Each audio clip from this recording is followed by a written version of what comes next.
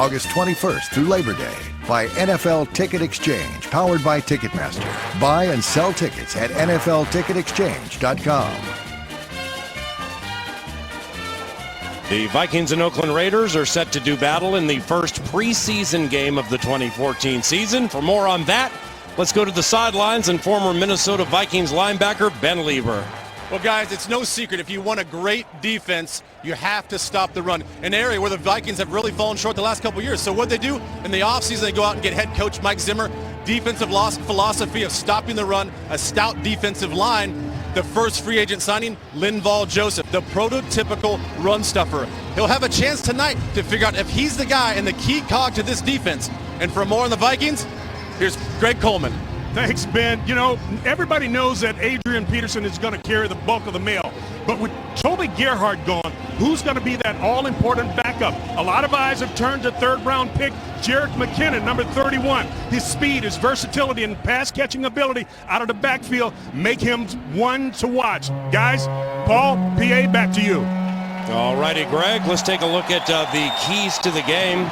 Keys to the first preseason game, Vikings and Oakland Raiders. Well, Paul, when you talk about a preseason game, number one, you want to play fast. If you make a mistake, you want to make it 100 miles an hour. There is no excuse for not giving all total effort. And be where you need to be. These guys aren't going to be overloaded with a game plan. They're not going to have to think too much. It's going to be on them to be where they're supposed to be, line up where they're supposed to line up. And again, later on, when you have substitution, if you're the number 3 kickoff return guy, number 3 return teams out there, you got to be out there. The keys to the game are presented by Ram. The new Ram 1500 is the 2014 Motor Trend Truck of the Year. The first back-to-back champion. Visit ramtrucks.com for more details. The Oakland Raiders will receive the opening kickoff. Blair Walsh in his 3rd season from Georgia. He will kick it left to right as we see it. Vikings wearing their purple uniforms with white pants, trimmed in purple and gold. Raiders with the silver pants, white jerseys, and black numbers. Boom! The preseason is underway, and the kick from Blair Walsh goes 2 yards deep in the end zone. And taking it out for the Oakland Raiders is Latavius Murray, and he is stopped at about the 21-yard line. Following a return of 22 yards, Larry Dean, along with rookie Jabari Price and Gerald Hodges, wore 54 last year. He wears 50 this year. He was part of the special teams mix. The Vikings starting offense and defense is expected to play a majority of the first quarter. The Vikings defense is led by veteran Chad Greenway, wears number 52. Chad Greenway in his 9th year from Iowa, part of a 4-3 base. Chad has led the Minnesota Vikings in tackles 6 consecutive years. That ties Scott Studwell for most consecutive seasons, leading a team in tackles. Offense, number 71, 5-yard penalty. Still first down. Gene Steratore, the referee here at TCF Bank Stadium. Welcome, Vikings and Raiders. Chad Greenway's led the Vikings in tackles 6 consecutive years. He had a November 2011 game against the Oakland Raiders with 22 tackles. That's second most in team history behind Scott Studwell. Matt Schaub's at quarterback for the Oakland Raiders. First year wearing the silver and black. The Raiders traded a 5th for Matt Schaub, the former Texan. He has a single set. Receivers left and right. Schaub goes on a 5-step drop. He'll whip it out to the right side. Nearly intercepted on the first play of the game. Nearly intercepted by Captain Munnerlyn. One of the new Vikings picked up this offseason via free agency. The splashiest two, Pete, I would say, would be Linval Joseph and this guy, 24, Captain Munnerlyn. Now we're used to corners that are not all that tall, and they're going to test him right away, one-on-one on the outside with Mike Davis, a 6-foot wide receiver. But notice Captain Munnerlyn's position. Perfect body position, forcing the receiver out to the outside, body in between, gets in there and breaks up that throw. Great play. On 2nd and 15, Matt Schaub, 11th year from Virginia, swings it out left, and it's caught by Maurice Jones-Drew. The former Jaguar turns it up just inside the numbers across the 20-yard line, and he's tackled by Chad Greenway after a scamper of about 7 yards. The Oakland Raiders were very aggressive this offseason in free agency, signing the likes of Maurice Jones-Drew, former Green Bay Packers receiver James Jones. Defensively, they moved on Antonio Smith from Houston. They also brought in Carlos Rogers, part of the San Francisco 49ers, and they drafted outstanding linebacker Khalil Mack, We'll see him when the Raiders play defense. It's third down, 3rd and 9, first preseason game. 3rd and 9 from the Raiders 21. Matt Schaub with 3 receivers right and 1 left. Back to pass. Looks for a back shoulder pop left side. Incomplete. The intended receiver, Andre Holmes, spent some time a few years ago with the Minnesota Vikings on the practice squad, and Harrison Smith was on the coverage. You're wondering how long before this blitz package would start up. You see Harrison Smith off the edge. What you don't see in that frame is Brian Robinson dropping out into coverage. So the quarterback seeing that, nobody wide open, didn't get the look that he thought he was gonna, threw it away. So great execution by the Viking defense. Adam Thielen to return this punt. Detroit Lakes Adam Thielen, also from the University of Minnesota at Mankato. There's the punt. Thielen floats right, fields it at the 27, stopped at the 28-yard line. 53-yard punt by Marquette King, a third-year punter from Fort Valley State. So the Vikings defense, led by head coach Mike Zimmer and new defensive coordinator George Edwards, they stop the Oakland Raiders and get decent field position to begin the first offensive possession of the night. Welcome to TCF Bank Stadium. Paul Allen, Pete Bursich, Ben Lieber, and Greg Coleman.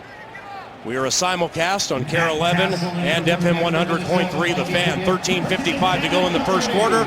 We have no score. Matt Castle at quarterback for the Minnesota Vikings. Adrian Peterson will not play this evening. It has nothing to do with injury. They're just being cautious with the best back in the game. 3 receivers left. Castle out of the shotgun, 1st and 10 from his own 30. The tailback's Matt Asiata, and Castle whips it left, caught. Poor Darrell Patterson at the 47-yard line. Poor Darrell Patterson hauls that one in on Terrell Brown, a free agent cornerback for the Oakland Raiders. It's a hit of 17 yards. Well, we all know what Cordero Patterson can do on special teams, and this is where he's going to have to improve. A nice deep in route. Matt Castle keeps it on the hip away from the corner, so a great throw and a great catch by Cordero Patterson. The new Vikings offensive coordinator is Norv Turner. It behooves us to chat about him shortly. 2 receivers left, 1 right. Castle under center, 1st and 10, toss left. Matt Asiata turns it up in front of his bench at the 45, and he's taken down at about the 50-yard line. A run of 3 by Matt Asiata, and he's tackled by Lamar Woodley, another offseason free agent acquisition for the Oakland Raiders. Norv Turner, 40-year coach. Norv Turner, 2-time Super Bowl winner as an offensive coordinator with the Dallas Cowboys, also former head coach with Washington, these Raiders, and the San Diego Chargers. How can he help? Well, he has a storied past. He's very calculated. You're going to see a lot more shifts and motions out of this offense, and look for him to use all the running backs during the season. 2nd and 7 from the 50. Castle out of the shotgun, split backfield. One of them's Felton. Castle back to pass, whips it outright, incomplete. Greg Jennings, the intended receiver, on 2nd and 7. And that'll make it 3rd and 7, just underway from the campus of the University of Minnesota. We have no score. The offensive starters are expected to play 20 plays this evening. Once again, Adrian Peterson, completely healthy, not suiting up for this game. Not sure he'll get any carries in the preseason. Adrian Peterson has not had a carry in the preseason since 2011. Cordero Patterson splits out left. Couple of receivers to the right. Castle, with his first 3rd down of the preseason, puts Kyle Rudolph in motion. John Sullivan snaps the ball to Matt Castle. Short drop. Looks left, passes left, and it's caught for a Vikings first down. 2 receptions for Cordero Patterson. That one goes for a Vikings first down on Terrell Brown, and it's a gain of 8 yards. Cordero Patterson, what a finish to the season he had last year.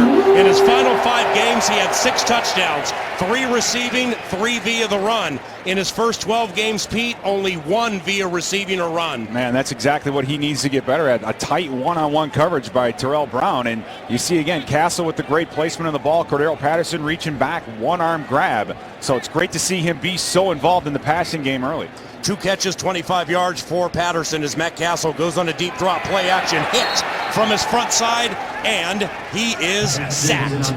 Pat Sims, 7th year from Auburn, caught Matt Castle for a sack. And for the Vikings, down goes the quarterback in his 10th year from Southern California, loss of 5.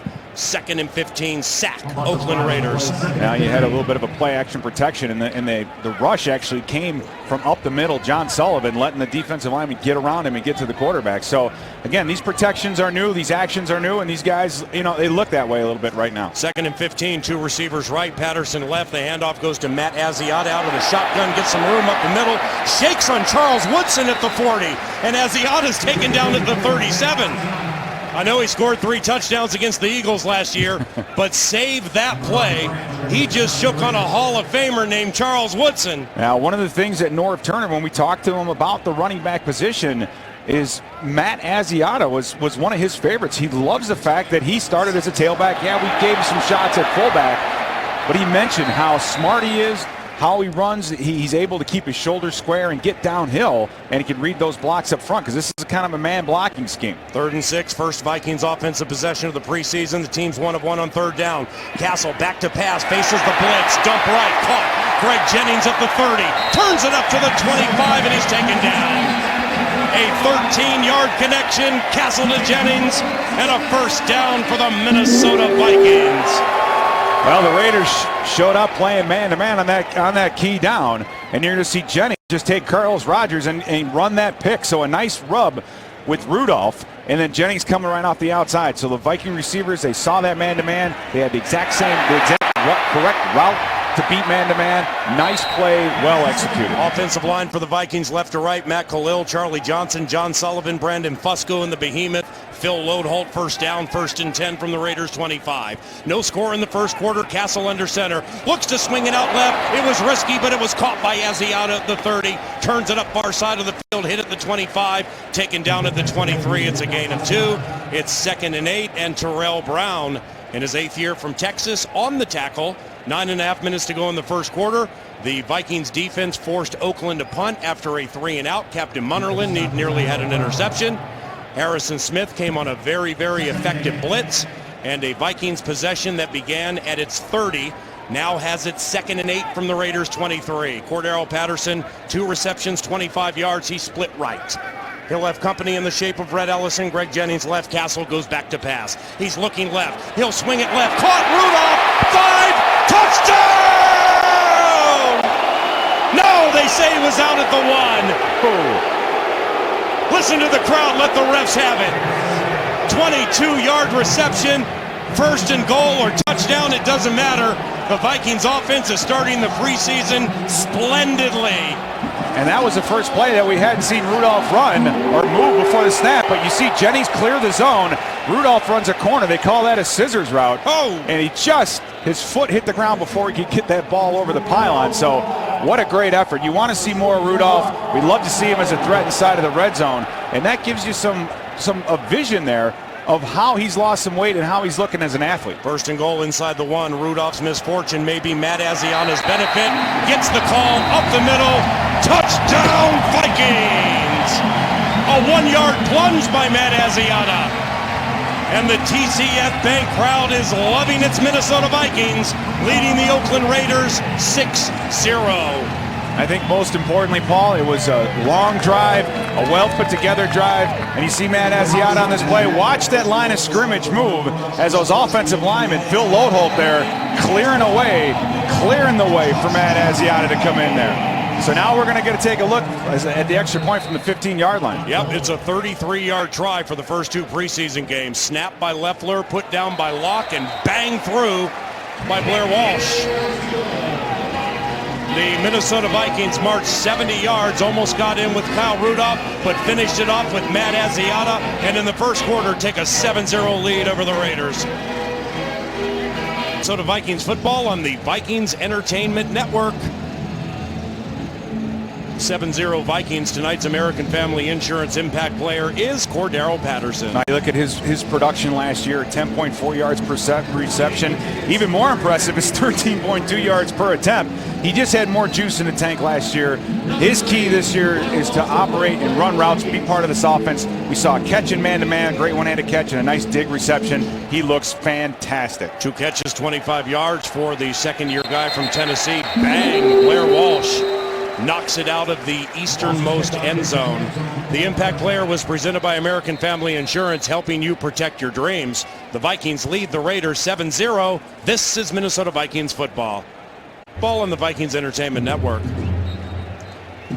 Kick off the 2014 season and run through the Vikings training facility at the TCO Vikings 5K Run September 7th. Presented by Twin Cities Orthopedics. To register, go to Vikings.com/run. Minnesota went on a 10-play, 70-yard drive, took 5.5 minutes. Matt Asiata with a 1-yard touchdown run. And the Vikings lead the Oakland Raiders 7-0. Matt Castle, 5 of 6, 62 yards. Here come the Oakland Raiders, trailing by 7, 1st and 10 from their own 20. Matt Schaub still the quarterback, high formation. Handoff, Maurice Jones-Drew runs around the right side, right by Brian Robinson. Turns it up to the 25-yard line, and he's tackled at the 27, a gain of 7 by Maurice Jones-Drew. Penalty flag. Second penalty of the game. First was an illegal procedure penalty on the Oakland Raiders. The Raiders were last year in the AFC West. Personal foul, face mask, offense, number 87. Half the distance to the goal. Replay, second down. That's a face mask on Brian Leonhardt, who's a local kid, played high school at Spring Lake Park and collegiately played at Bemidji State. The local kids all wound up. You don't see this too often, and yeah, he had a handful of Brian Robinson's face mask. And that's what happens when you get those hands up high. You have to keep them on the shoulders of the defensive end. So you're right, Paul. You get this first preseason game. A lot of these guys, especially if you're coming back home for it, you get a little fired up. But more of a technique error on his part. Matt Schaub, 1 of 3, 6 yards. 1st and 10. I'll check that. First down from the 12-yard line. It's 1st and about 20. The handoff goes to Maurice Jones-Drew. Tries the right side. Hit by Captain Munnerlyn. The feisty Captain Munnerlyn, formerly of the Carolina Panthers, finishes off the equally diminutive Maurice Jones-Drew after a gain of 3 yards. It'll be second down. 2nd and 15. Well, Captain Munnerlyn, he may be slight in size, but he's not afraid to get up in there. As we'll see him come off the edge, turn it back inside. More importantly, Jasper Brinkley seeing the guard pull, getting over the top. The defense is flowing to the football, wrapping things up, not letting the running backs bounce it outside. So emphasis on gap control and protection. It's gone real well. Schaub, shotgun, trips left. Vikings in their base 4-3. Schaub swings it out right. Caught Maurice Jones-Drew. Shakes on Captain Munnerlyn at the 20. Turns it up. Hit and knocked out of bounds. Knocked out of bounds by Kurt Coleman, formerly of the Philadelphia Eagles. A new safety for the Vikings, gain of 8. But the Vikings have some injury issues at safety. Robert Blanton, hamstring, not in uniform. One of his backups, Jamarcus Sanford, also out. Big opportunity for somebody like Kurt Coleman, maybe new guy Chris Crocker. Yeah, that's absolutely right. One guy's misfortune is another man's opportunity, and at safety, we have a lot of openings. Now, you see the Vikings defense, a lot of guys on the line of scrimmage. They're showing a blitz look here. Harrison Smith, Chad Greenway, Captain Munnerlyn, all up by the line. Smith to the left of Robinson, he drops back. Schaub on 3rd down, back to pass, whips it over the middle, incomplete. Chad Greenway dropped in coverage and covered up the tight end beautifully. That tight end for the Oakland Raiders was Michael Rivera, second year from Tennessee. 2 consecutive possessions and 2 consecutive punts for the Oakland Raiders. Mike Zimmer, formerly the defensive coordinator for the Cincinnati Bengals, has to be happy at the way this defense has started. Absolutely, and they've given the Raiders a lot of these high-tech looks, a lot of different looks, and you see, as you saw, Greenway man-to-man down the field, didn't look back at the quarterback, great fundamentals. Marquette Kings kick to Adam Thielen, and the former Maverick fields it at the 20, heads up the middle, now he goes to the left to the 30, 35, 40, hit at the 40, and falls ahead to the 46. Adam Thielen, wide receiver from Detroit Lakes, with a nice return. First quarter from TCF Bank Stadium, 7-0 Vikings on the Minnesota Vikings Entertainment Network. Vikings 7, Raiders 0 on the Vikings Entertainment Network. Adam Thielen is wired for sound this evening. Let's listen. Let's go, baby. Have some fun today, man. Hey, no different than practice. Have fun and play football. I'm going to line you up now, all right? I'm going to be with you. We're going to go out 48 yards, but I'll tell you what yard line. Just be over the ball. All right? On the return stuff. Yes, sir. Okay? Yep. For exclusive content you won't find anywhere else, visit Vikings.com, your source for everything purple. Let the Teddy Bridgewater era begin. He's in at quarterback. Vikings lead 7-0. Jerick McKinnon is the tailback. Flag on the play. Bridgewater play action. Rolls right. Fires. Caught. First down at the 32-yard line. Bridgewater to Greg Jennings. Flag on the play initially. Asiata was out. Rookie Jerick McKinnon was in. Unofficially a 21-yard hit. Bridgewater sold the play action. The rookie from Louisville. 32nd overall pick. Illegal formation. Offense. 6 men on the line of scrimmage without setting. 5 penalties. Replay. First down. Well, the play doesn't count, but he sure sold it beautifully, didn't he? Oh, he really did. And that's the type of thing. The paying attention to detail can take away a great play when something like that happens. The Teddy Bridgewater, we know what he's about. We know his athleticism. He's getting to see him roll around on the outside, and that's what offensive coordinators will do. They'll get that quarterback, a young quarterback, out on the edge. It basically cuts the field in half, so he can either make a play with his legs or just have to read half the field. And he's playing with the starting offense. First offensive line, Patterson, Jennings, Red Ellison, Kyle Rudolph. Jerick McKinnon is the tailback as Bridgewater hears the chance of Teddy. Goes back to pass, makes a man miss, dumps out of bounds, incomplete. Flag comes in late. Flag late from the Raiders sidelines. Right before Sullivan snapped the ball to Teddy Bridgewater. Did you hear it? Teddy. All Matt Castle did on the first drive of the preseason, by the way, was lead the team 70 yards to a touchdown. Now you're looking at an eligible receiver down the field, and it's never a surprise when the linesman or the side judge to the opposition's bench is the one that picked it out. Man downfield on the offense. What's going on? 74. Penalty is declined. Second down. Well, you know the Raiders. What does the offensive line have against Teddy? 2 offensive line penalties. I know Castle went 70 yards for a touchdown, but come on, it's Teddy. Well, that's Teddy making plays with his legs. And the offense has to learn that, and the line will eventually learn that a play is never over when you have a guy like that at quarterback. He can make things happen. 6'2", 210 from Miami, Florida, played at Louisville. Movement up front, more flags. It's the preseason. If this is on the Vikings offensive line, Teddy Bridgewater may cry conspiracy. Now it'll be on the Raiders defensive line. They got into the neutral zone and the right guard for the Vikings moved. So nice heads-up play. Neutral zone infraction. Okay. Defense. Number 90, White was in the neutral zone, causing the offense to false start. 5-yard penalty. Still second down. We have a Viking defender heading to the locker room. Here's Ben Lieber. Right here getting evaluated by the doctors. Eric Sugarman, the head athletic trainer as well.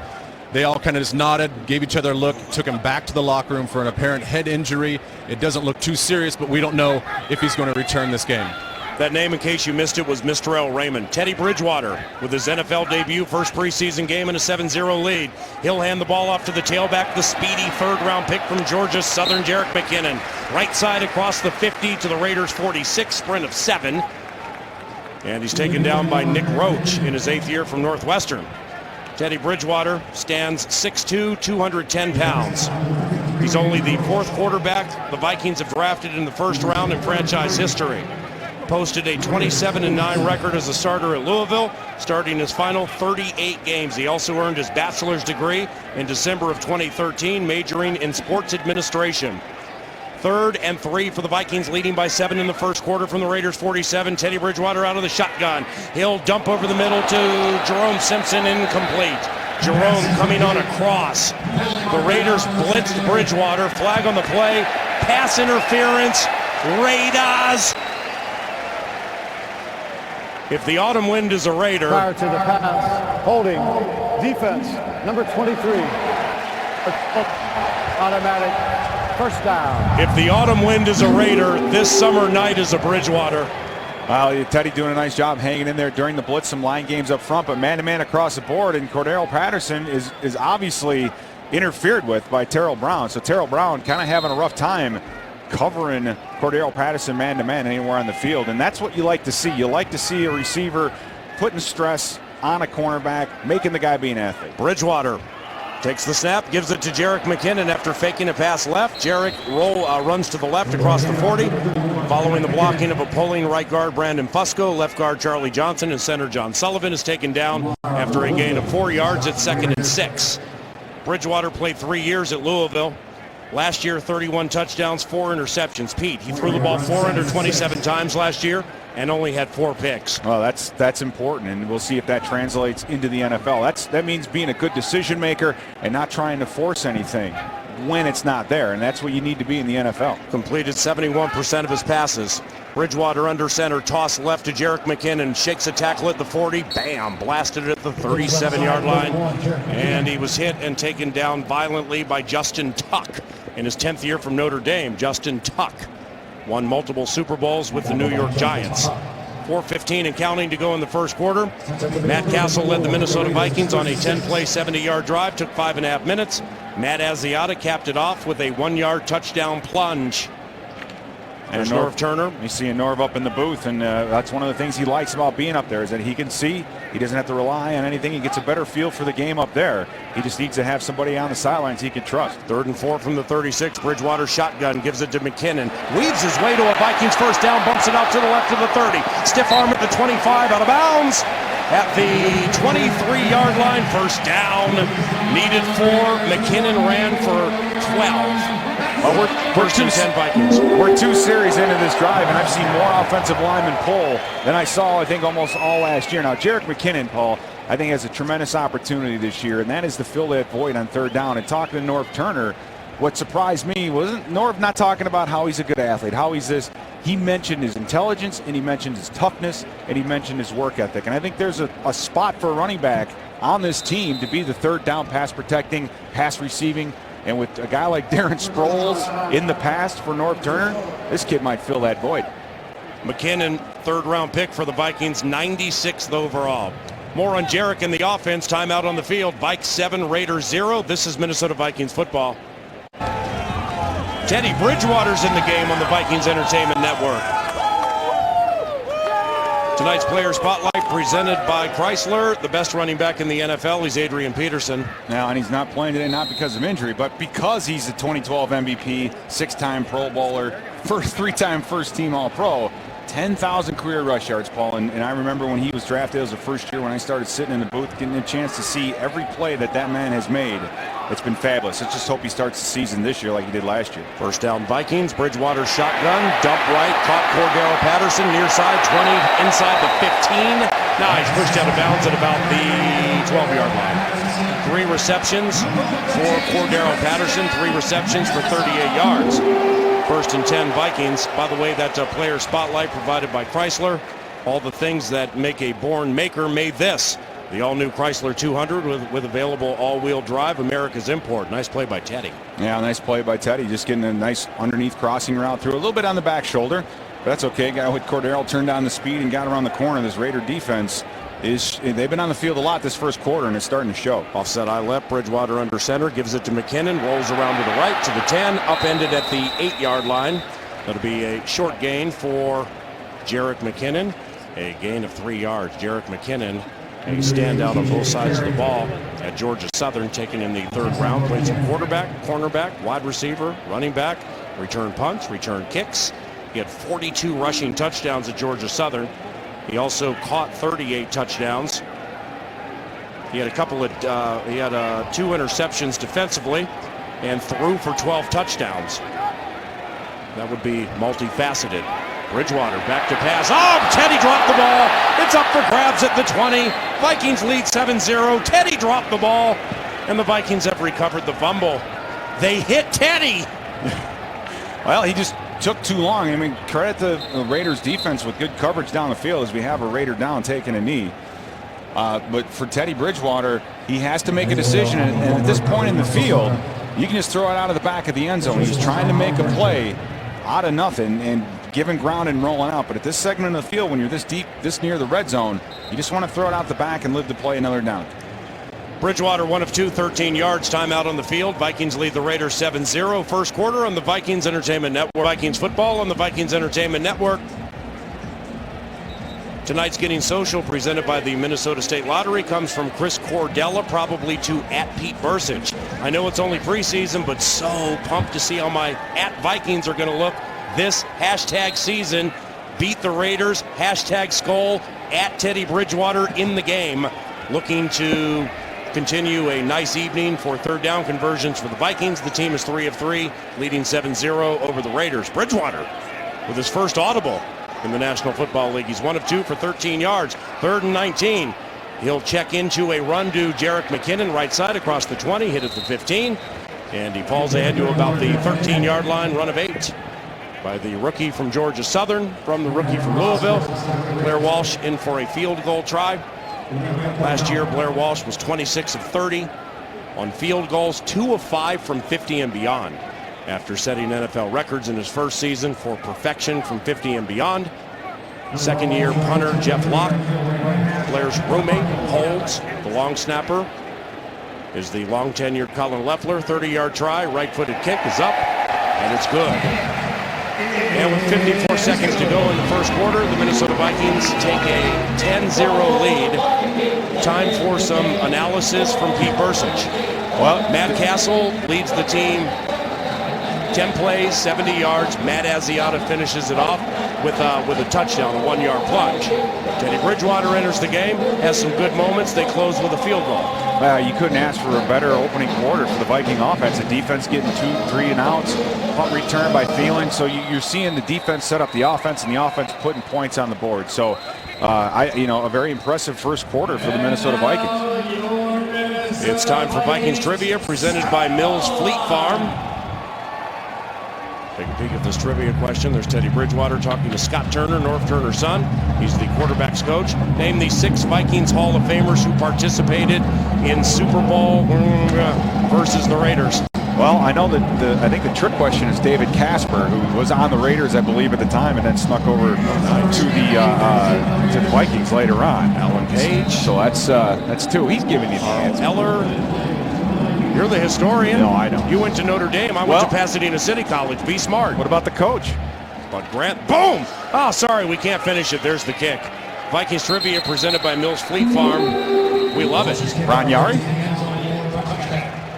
Blair Walsh with a 30-yard field goal. Teddy leads the team on a 10-play, 42-yard drive. Took 5.5 minutes. How about this? Castle's touchdown drive, 10 plays, 70 yards, 5 minutes, 28 seconds. Teddy Bridgewater's field goal drive, 10 plays, 42 yards, also 5 minutes, 28 seconds. 54 seconds to go in the first quarter, 10-0 Vikings. Minnesota's had the ball 10 minutes, 56 seconds of the first quarter. Series 3 for Matt Schaub, the first-year Raider. A couple of receivers right, 1 left. Darren McFadden in the game now for the Oakland Raiders. McFadden gets the carry to the left side room, 25, 30, 35. And Darren McFadden supplanting Maurice Jones-Drew. Rambles for 23 yards, taken down by Antone Exum. Antone Exum, a rookie safety, taken in the 6th round, pick 182. Now we had a chance to see Matt Barr coming off the edge. It's just the defensive line in front. On a stunt, you still have to maintain gap integrity despite slanting one way or the other. So Fred Evans kind of overruns the play, and there was no one there behind him. So nice job on McFadden coming down, letting that play develop, finding that gap, and then just taking it to the next level. 1st and 10, Raiders from their own 43. Matt Schaub goes on a deep drop. He's looking down the field. Sacked! Matt Schaub sacked. And he's sacked by Anthony Barr, who only had 23.5 in 2 seasons as a linebacker at UCLA. And what a beautiful way to win the first quarter from TCF Bank Stadium. Matt Asiata with a touchdown, Blair Walsh with a field goal, and Anthony Barr with a sack. Minnesota 10, Oakland 0. Second quarter action coming up shortly on the Minnesota Vikings Entertainment Network. Miller Lite, the official beer sponsor of the Minnesota Vikings. By Verizon, now watch local Sunday NFL games live on your smartphone with NFL Mobile, exclusively from Verizon. By NFL Ticket Exchange, powered by Ticketmaster. Buy and sell tickets at NFLTicketExchange.com. By U.S. Bank, all of us serving you.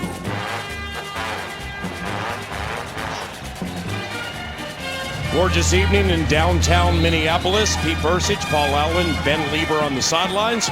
We'll put Ben in the mix here momentarily. And the Vikings lead the first preseason game 10-0, beating the Oakland Raiders. Matt Schaub starts the second quarter. Second down, goes on play action, dump right, caught at the 40, and rambling out of bounds to the 47-yard line. Kirk Coleman on the tackle. Going out of bounds for the Oakland Raiders was Jamie Adewale. Ben?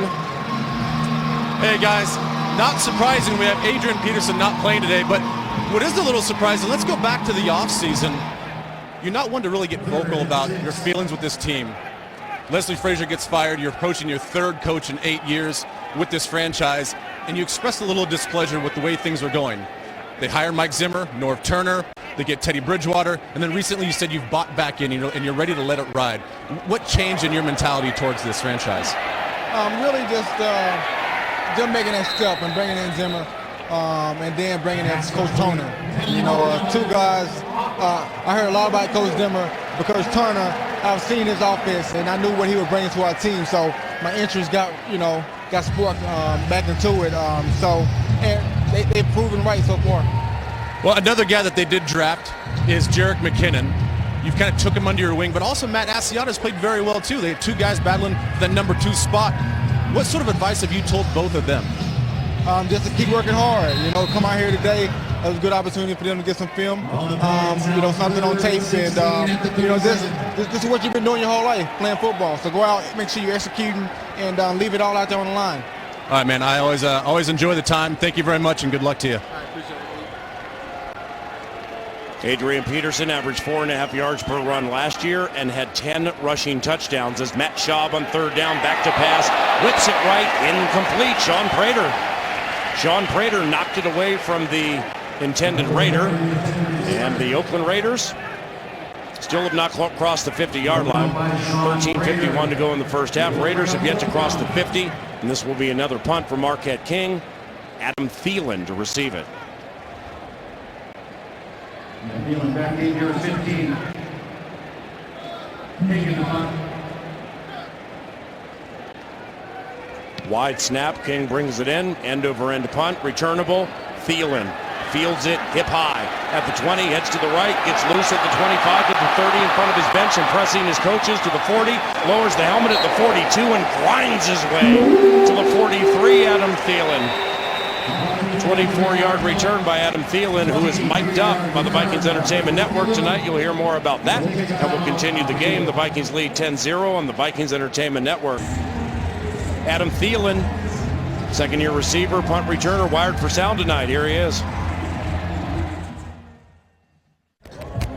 Let's go! That's what Jeff said. He said, that over there is the windiest part. Oh, really? And he said when it comes down over there, it's going to trail up because the wind's going that way. Minnesota connection there. Adam Thielen from Mankato playing for the Mavericks, chatting with former Gopher Marcus Sherrills as we originate from the campus of the University of Minnesota. As Teddy Bridgewater takes the snap, fakes a handoff, and goes on an end around to Jarius Wright. And Jarius heads near side across the 50, 45, 40, and is taken down at the 40-yard line.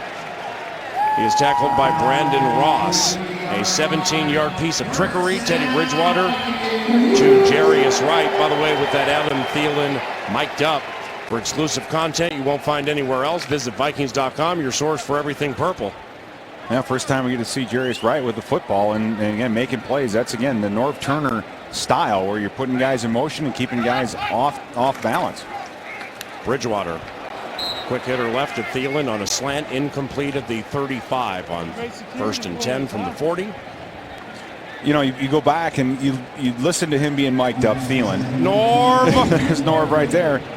And this has got to be a walk in the park for him. He's done this for so long. The look on his you just have to love to work under him. It just, you can see the frustration on his face. And this is just the preseason. So these, it may just be a tune-up or whatever you want to call it. But for the coaches as well, they're taking this as seriously as they can. 2nd and 10 from the Raiders 40 with a 10-point lead. Bridgewater play action, floats out to the right, fires right, incomplete. Jerome Simpson, the intended receiver at the 25. It's now 3rd down. It is 3rd and 10. Adam Thielen, the preferred punt returner when healthy, will be Marcus Sherrills. I think Adam Thielen makes the team. Depending on some stuff that may be happening with Jerome Simpson. Greg Jennings, Cordero Patterson, Jarius Wright, Jerome Simpson, Adam Thielen for the top 5. I'm just guessing. As a backup on the punt return, he's getting a chance to show what he does. I think his ability, like any other backup, to make a team is dependent upon special teams. So if he's out here returning punts, doing well, making some big returns, he's going to have a better shot at making this club. Vikings are 3 of 4 on 3rd down. It's 3rd and 10. Teddy on a deep drop, sees the pressure, Rolls out to the left. Bridgewater sees nothing down the field, walks out of bounds. Hit late, no flag on the Raiders bench. At the Raiders bench, that is. C.O. Moore, second-year linebacker from UConn. Got Teddy, but I guess it wasn't late. And Jeff Locke will punt for the first time this preseason. He only had 3 touchbacks last year. And that's what we want to see out of Teddy. Nothing there, rolling out, extending the play for a little while. Play close to being hit out of bounds, but great coverage by the Raiders defensive backs down the field. Teddy had absolutely nowhere to go. So you'd rather see him pull that thing down than try to force something that's not there.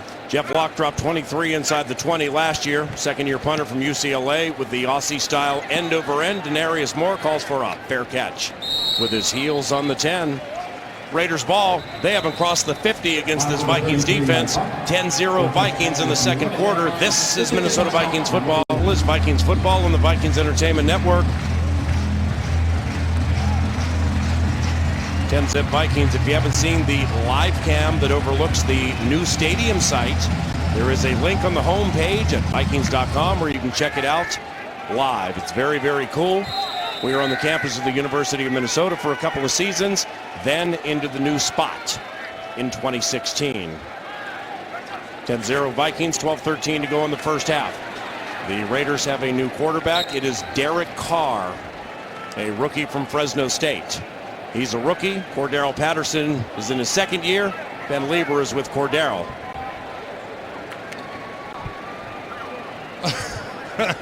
Yeah. Hey guys, we're with Cordero Patterson. You're doing all right. Okay, I think there's no sunflower seeds in the teeth. I think you're fine. Hey, so you come out today, you start off fast, and you're just abusing Terrell Brown. Why do you have to do that to him, man? It's not that I'm doing it to him, man. You know, I'm out here, man. This is my sophomore year, man. I'm trying to have a heck of a year, man. No knock to nobody, man. But, you know, I feel like no one going to touch me this year. So, you know, that's how this whole offense feels. You know, we feel like we're untouchable this year. So we got a statement to make, and we're trying to make it out here today. Well, it's pretty evident already in this first game. I mean, the eye test. Watching you last year in your first preseason game until now, you're playing much faster. It's a new offense just like it was last year. What's attributed to you playing fast right now? Man, you know, in the offseason, man, I worked real harder than I did last year, you know. I had a problem with that growing up. You know, my work ethic wasn't good as it was. And so, you know, this year I try to base a lot of it on my work ethic, man. So I see today, man, I felt a little good out here running around, man. I felt like I was belong here. You know, last year in the preseason, I ain't feel like I was supposed to be a part of the team, but now I feel like I'm supposed to be a part of this team now. Well, I'm excited to watch you. Congrats on the hard work paying off, man. All right, thanks, sir. Good job, Ben. Cordero Patterson, once again, we mentioned it atop the broadcast. He had, in his final 5 games last year, he's the best kick returner in the NFL off one season. His return against the Green Bay Packers for 109 and at Soldier Field, fantastic. A little slow to go offensively.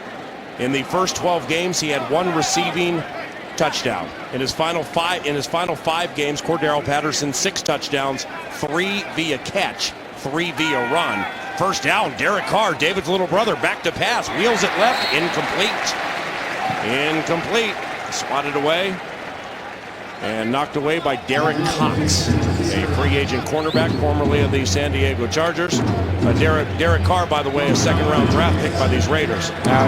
One thing that we've seen already, Paul, is just the way these DBs are competing for plays. You have Derek Cox in this play. We saw Captain Munnerlyn earlier.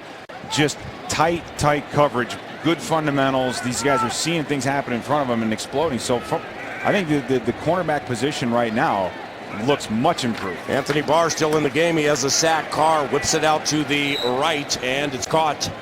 It is caught by Denarius Moore, 4th-year receiver from Tennessee. Jabari Price, 7th-year corner from North Carolina with the tackle. He was the final Viking taken in the 2014 draft, one of 3 7th-round picks. There's George Edwards, the defensive coordinator. As defensive coordinator for a team run by Mike Zimmer, what's George Edwards' role? Well, he's the guy that's going to implement what Zimmer really wants. I'm not trying to take anything away from him. And we've seen already today with the zone blitzes here again, you have 10 guys on the line of scrimmage showing that kind of a blitz. So the Vikings are not wasting any time schematically to get back into this. Carr with a Moore screen left. He'll grind his way to a first down, far side of the field. 9.5 minutes to go in the first half. Matt Asiata with a 1-yard touchdown plunge. That capped a 10-play, 70-yard drive led by Matt Castle. Took 5.5 minutes. Blair Walsh with a 30-yard field goal. Teddy Bridgewater led that drive. 10 plays, 42 yards. Also took 5 minutes, 28 seconds. Here's Anthony Barr. He has a sack this evening, 23.5 in his 2 seasons as a linebacker at UCLA. He also had 41.5 tackles for loss. Carr back to pass. Wheels it over the center of the field. Incomplete. Incomplete. Derek Carr. 2nd and 10. Anthony Barr, 6'5", 255, runs a 4.5 40. Taken with the 9th overall pick in the draft. Athletically speaking, he's extremely talented. What's the next step? Well, the next step, and he's getting a lot of that today, and that's being a linebacker off the line of scrimmage, seeing the play actions. We saw a play earlier that the Raiders got loose on that was his responsibility into the flat. So a couple mistakes. But he's playing fast, and he's starting to read these linemen, and that's the kind of growth that you need out of a young linebacker. He has a half sack. Tom Johnson also got half that sack. Handoff. Raiders with a handoff on 2nd and 10. And that is Latavius Murray, the kick returner. Ball carrier for a couple. You look at George Edwards there, and I think he's going to get some phone calls from around the league saying, hey, the first preseason game against the Raiders, you're putting 10 guys on the line of scrimmage. You're showing blitz. You're dropping defensive ends into coverage. Hey. But you know what? New coaching staff, these guys need some confidence. So any way you can go about getting it, I'm for it. Raiders have yet to cross the 50. 3rd and 6 from their own 47. Derek Carr, the quarterback. Matt Shaw played 3 series, got nothing. Trips right. Carr back to pass. Swing left. Caught. Now they cross the 50. And they got a first down. Look at the expectations off the defense from last year. Minnesota Vikings, now they missed it as 4th and short, but they still crossed the 50. Vikings last in the NFL last year with points allowed, 2nd last with yardage allowed. Here we're in a preseason game, first preseason game, and we're celebrating the fact that with 8 minutes and change to go in the first half, the Raiders had not crossed the 50-yard line. Well, it's pretty good. It's been very good. As a defensive staff, you don't set your expectations based upon last year's performance. You want to come in here and say, we're going to be top 10 in the league. Yep. And the players are going to be like, well, I'll believe it when I kind of see it. And they've seen it today. They believe in there. It looks like they're buying into this. 4th and short, 9 in the box. Handoff to Murray. Dive up the middle. First down. Derek Cox with the ankle tackle between the hash marks. Midway through the 2nd quarter, Vikings lead 10-0. Anthony Barr once again with a half sack. Former New Orleans Saints defensive tackle Tom Johnson also with a half sack on the same play on Matt Schaub. Barr was the 2nd linebacker selected in the 2014 draft behind Khalil Mack, taken 5th overall by these Oakland Raiders. Didn't call his name once tonight, but arguably 2 of the 3 best pass rushers in the most recent draft are here tonight. You got Jadeveon Clowney with Houston, Khalil Mack for the Raiders, Anthony Barr for the Vikings. Barr with a half sack. First down Raiders, about 7 to go in the first half. Derek Carr, the quarterback, offset eye left. Murray. Churning. Gain of 1. Let's go back to the trivia question. Presented by Mills Fleet Farm. Mills Fleet Farm, we love it. 6 Vikings, Hall of Famers who participated in Super Bowl versus the Raiders. Got Page, got Eller, got Yeri, got Grant, Fran the Man, and Paul Krause. Oakland had 8 go to the Hall of Fame. 2nd and 9 Raiders in Vikings territory. Offset eye right, play action. Carr sold it beautifully, floats it out left. Intercepted by a member of the Minnesota Vikings. It's an interception by Kurt Coleman. Kurt Coleman with a safety interception. And the Vikings turn over the Derek Carr-led Raiders and have a 10-0 lead from TCF Bank Stadium. Vikings ball with Bridgewater. When we return, Minnesota Vikings football is on the Vikings Entertainment Network. 10-zip Vikings, 2nd quarter at halftime from the team's documentary show, Vikings Beyond the Gridiron. Tonight we profile Vikings coach Mike Zimmer. For more insider content, tune in all season to KARE 11 on Saturdays. Teddy Bridgewater, 1 of 4 passing, 13 yards. He's under center. He led the Vikings to a field goal. Blair Walsh knocked that thing through from 30 yards, 10-0 Vikings. And Bridgewater gives it to Jerick McKinnon, tries to shake around the right side, and he'll fall ahead for a gain of 1. I was just chatting with Vikings.com content manager Mike Wobschall in the hallway, Pete Bursich. And much to your surprise, we came to the agreement through the first half. This really couldn't be much better for the Vikings. Seriously, it couldn't. No, you're right. This is awesome. This is the first chance out here live, played against somebody else. And you talk to the players all during camp saying we put the work in. We're working to get ourselves straight, to get where we need to be, and they've shown it so far, so great job. 2nd and 9, Bridgewater looks right, sees nothing, wheels it out to the left, caught Red Ellison at the 45-yard line, gain of 5. And that'll make it 3rd and 4. So it looks like Teddy Bridgewater, rookie from Louisville, 32nd overall pick. Rick Spielman, Vikings general manager, traded with the Super Bowl champion Seattle Seahawks to acquire Bridgewater. It looks like he'll finish the first half, and then Christian Ponder will be the quarterback for most, if not all, of the second half. The Vikings are 3 of 5 on 3rd down conversions. This is 3rd and 4 from their own 45. Raiders with 8 in the box. Bridgewater shotgun. Raiders rush 4. Bridgewater hit. Flag comes in from the secondary. Sack at the 35. This will be holding Oakland Raiders.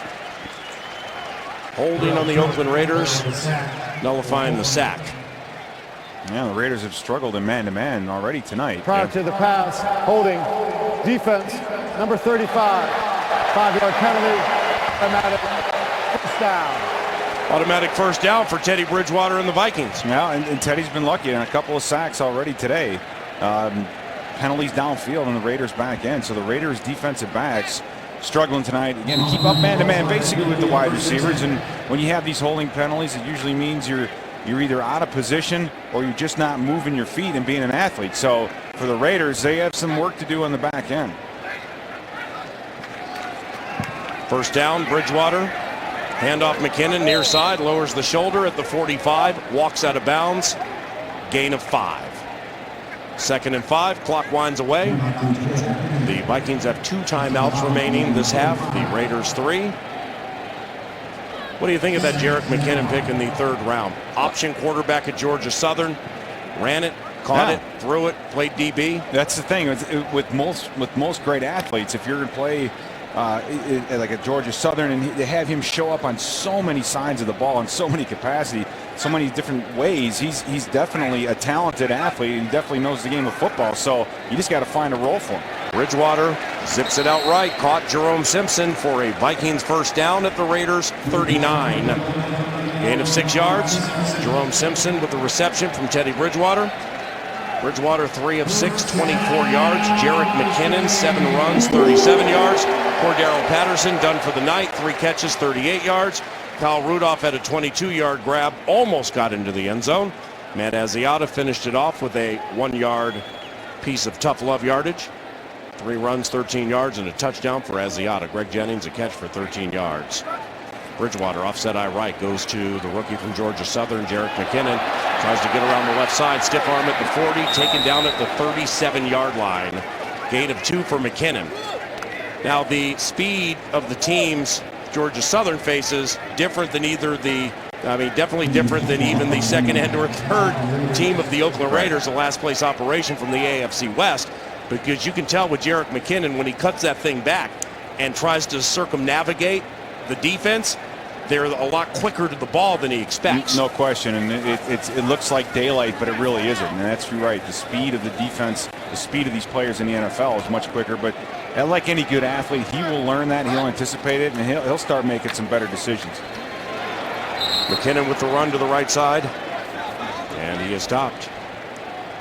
Now, just like in a play like this, Paul, you have a guard pulling in front of you. He seems to be taking just a little bit too much time with the football and not getting north and south. Yes, you have to let that play develop, but that's timing. That's knowing when the guard's going to pull and be right in his hip pocket so the defender from the backside can't chase you down. So, we don't want to be too hard on the rookie. I think, again, he has a lot of potential to be a good player. And then we're seeing Khalil Mack, the gentleman that chased him down, and 5th overall pick in the draft. All the talk of him coming into it, and you want people wanting to trade up. And I know there was a lot of talk about how good is he because he went to a smaller college like Buffalo, University of Buffalo, and we'll be seeing it the rest of tonight.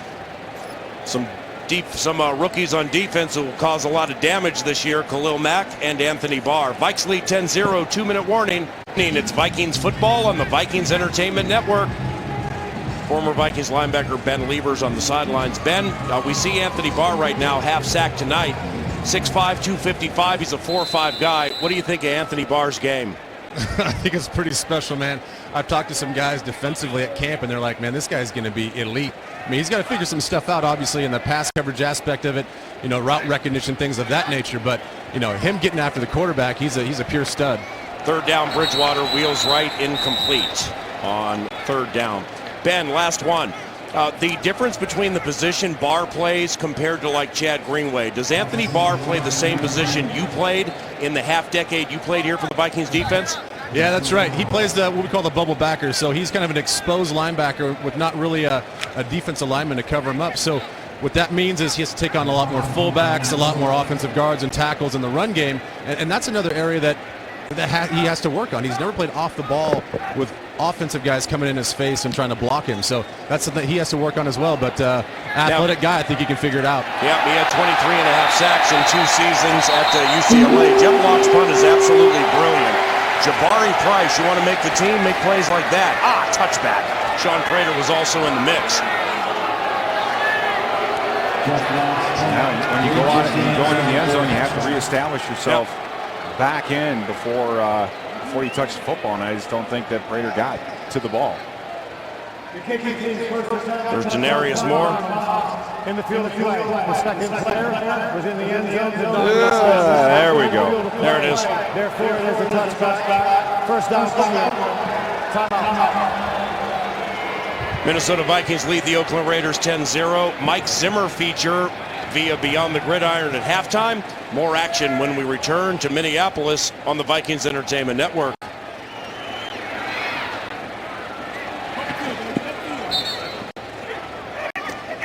Approaching halftime, it's Vikings football on the Vikings Entertainment Network. 10-zip Vikings. Ben Lieber is with right defensive end Everson Griffin. Hey, Everson, I know it's the first preseason game, but you guys came out offensively, defensively, and special teams and really played well. How important is that for you guys to come out in a game like this and just play fast? It's very important to us. We practice hard. We study. We're in our playbook, and we're going out there and executing our plays like we should. And we're doing a good job, and we just got to keep on letting this carry over to the next preseason game and into the incoming season. And for you, after signing that offseason deal, for the first time in your career, you're going into training camp in this season as being the guy at that right defensive end. How does that change your mentality going into training camp? I have to come out and be a leader. I have to lead by example, and I got to show these young guys how to work. I got to come ready day in and day out to execute my assignment. It's all about execution and not making too many mistakes out there, and just becoming the guy that I know I can become for this team so we can win in 2014. Well, always looking forward to you flying off that edge. Thank you a lot, Everson. Good job, Ben. Everson Griffin, 5.5 sacks last year, 9 tackles for loss. Everson Griffin, formerly of the University of Southern California, like Ben said, he is the starting right defensive end. Jared Allen goes to the Chicago Bears via free agency. But the thing about Mike Zimmer and George Edwards' defense, as you see a sack here from Corey Wooten, former member of the Chicago Bears, is you don't necessarily have to look for a guy like Jared Allen to have 17 to 20 whatever sacks. The way Zimmer does it, with the way he rotates defensive linemen, linebackers, and everybody, is the goal is to have multiple guys with 4 sacks or more. Yeah, and that certainly should be Griffin. Yeah, absolutely. Griffin's going to be one of those guys. And there's, it's a bit of a copycat league, and you look what Seattle did with the platooning of the defensive line, with bringing in fresh bodies. The Vikings are kind of doing that here. We got to see that in the last play. That was a tremendous pass rush by Corey Wooten, getting his hand up underneath the tackle, showing the leverage coming underneath and making a sack. So don't forget about these guys that they have right behind him. Corey Wooten's is a veteran. Yep. Between him, Robinson, they will all be there. And I think, like you said, having fresh guys and rotating them in play after play after play, it's going to make them all a step fast. Catch Brian Leonhardt, Spring Lake Park High School alum, Bemidji State alum, number 87 for the Oakland Raiders, short of the first down. Vikings lead 10-0. A Beyond the Gridiron related feature on head coach Mike Zimmer at halftime. Zimmer, the 9th coach in the history of Minnesota Vikings football, beyond the gridiron, courtesy of the Vikings Entertainment Network. Coach Zimmer is in his 21st NFL season. He was a defensive coordinator with the Cincinnati Bengals for 6 years, an extremely well-respected defense. Spent 12 years with the Dallas Cowboys, 6 as defensive coordinator, 6 as DB's coach, and he won a Super Bowl in 1995 with the Dallas Cowboys as a defensive backs coach. Take a peek at the Arby's schedule. The Vikings start at St. Louis September 7th. At St. Louis, then you have Tom Brady and the New England Patriots here at TCF Bank Stadium. Then we go down to the Bayou to play the Saints. Falcons here at Lambeau Field after the Falcons. I would say those first 5 games, we're gonna learn really quickly what this team's all about, and you'll see a nice home stretch the month of November into December. Couple road games inside, outside, and then finish it here again against Chicago. So nice cold weather game. I want to see all these fans out here with their shirts off. The 2014 schedule is presented by Arby's. We have the meats. We also have Jerick McKinnon set to field this punt, but it's short. Bounces at the 20 and is touchdown at the 21-yard line with 35 seconds to go in the first half. Norv Turner, the new offensive coordinator, 40-year coach in football, 30 in the NFL. Defensive coordinator for the offensive coordinator for the Cleveland Browns last year. There's Norv. 6-year head coach for the San Diego Chargers. Also formerly a head coach with the Oakland Raiders and the Washington Redskins. And the new Vikings defensive coordinator, George Edwards, 17 years in the NFL. Was a linebackers coach for the Miami Dolphins, 2012 and 2013. Former defensive coordinator for the Buffalo Bills and the Washington Redskins. Teddy Bridgewater supplanted Matt Castle. Castle led the team on a 10-play, 70-yard touchdown drive. Teddy Bridgewater has led the Vikings to a field goal as he goes back to pass, tries to set up a screen right to McKinnon, incomplete. Bridgewater 3 of 8 for 24 yards, 31 seconds to go in the first half. This could be it for Teddy Bridgewater. We might see Christian Ponder for the majority of the second half. If so, what do you think of Teddy's debut? Yeah, he's done a nice job getting out on the edge, showing his athleticism, made some nice throws down the field. He hasn't been as efficient as you'd like him to see, but again, he's a rookie. Seeing him moving around in the pocket, though, Paul, is pretty impressive. The kid is an athlete. He can escape the rush. So you're getting all of that. You're getting the athleticism that you expect. Yeah, it's just going to take some time for the kid. McKinnon with a carry following fellow rookie David Yankee in at left guard. 5th-round pick, 145 overall from Stanford, run of 6. Timeout on the field. Vikings now have 1 timeout. The Raiders also have 1.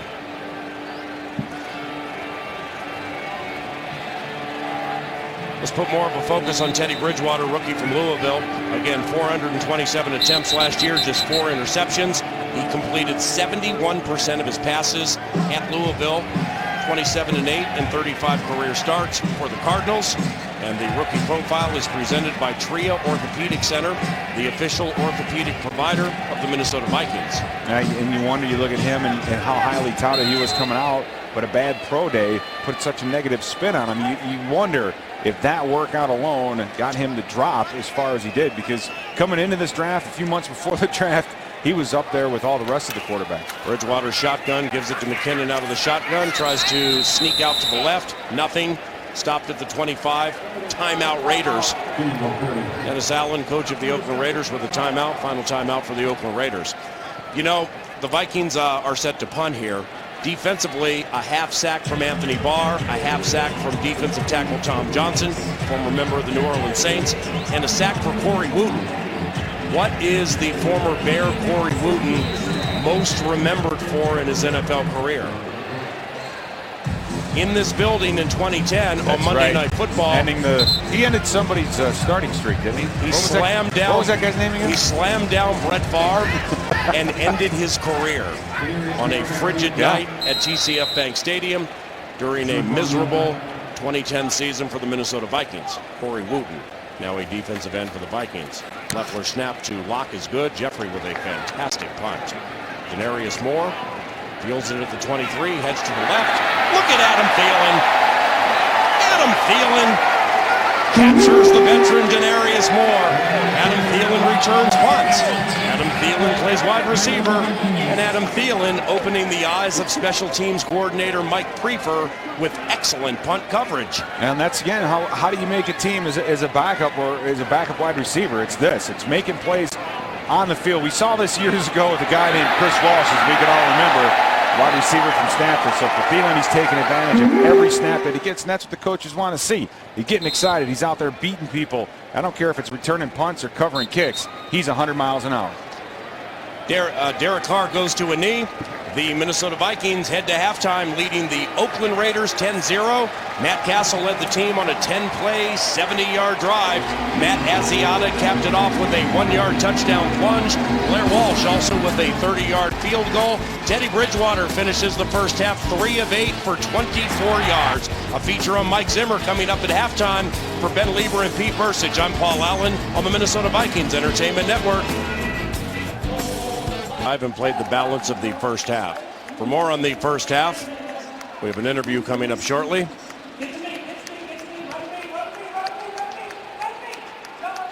Greg Coleman is on the sidelines with Vikings head coach Mike Zimmer. Coach, you got the first half in the books under your belt. Your thoughts on the first half? Well, we didn't do good enough on some of the situation. We should have more points on the board there. It's down there. We had field position a couple of times. We got sacked, and then a couple of third downs. We didn't do very good on defense. So we got to do a lot better. Coach, I got to ask you about your first impressions about Teddy Bridgewater under the lights. Well, he did good. He started out good. You know, he threw that one boot out there, but you know, he made mistakes, some mistakes like some of the young guys do. He'll get a little bit more time in the second half, and we'll go. All right, thanks, Coach. That's head coach Mike Zimmer. Paul, back up to you and Pete. Pete, spoken absolutely like a head coach. Exactly. You're winning 10-0. The Raiders don't cross the 50 for like the first 22 minutes of the game. Your starting quarterback leads you on a 70-yard touchdown drive to start the game. The crowd's chanting Teddy. You get points out of Teddy, 3 of them. But first thing he says was, not good enough, millions of things to correct. From an execution standpoint, I don't think you could ask anything more out of a team in the first half of a first preseason game. Yes, we all understand that. But for the defense to come in, 3 plays and out, punt, good field position. Matt Castle with an outstanding drive. He uses all of his receivers. We see passes to Rudolph. We see passes to Cordero Patterson. Greg Jennings on a nice man-to-man out route on a pick route.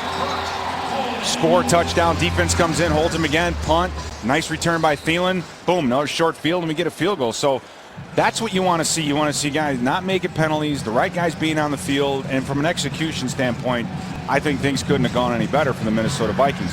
So what does coach have to go to? You got to keep these guys, you got to keep their head in the game, and you don't want to give it the old, well, the first preseason game doesn't count, because for every guy here, almost every guy here, they're playing for their job, they're playing to compete, they're playing for a starting position. So you got to pick situational. You got to say, hey, in this case, in this spot, we need to get better.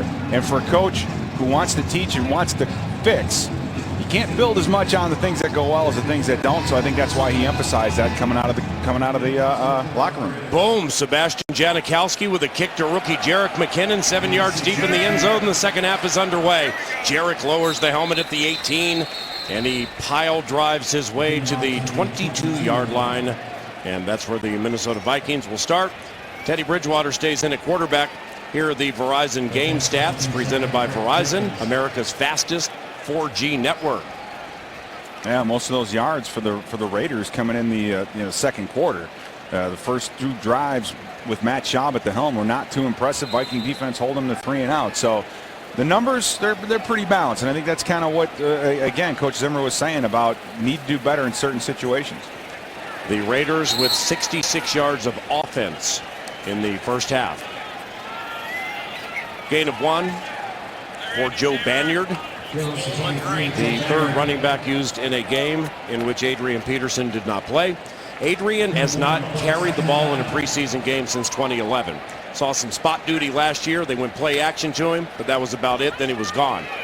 Do you think Adrian will get any carries this entire preseason? Well, if they do, I think it'll be just like last year and maybe getting him a pass to the flat. You just like to see a running back take a hit or 2 with the ball in his hands before the season starts. So you don't want that first real full-time, full-speed hit coming through when you're in the regular season, and for no other reason to knock a little bit of that rust off, let them get used to putting the pads on, warming up, being out there for the first play of the game. And some guys at this level need a lot of work in the preseason to get ready.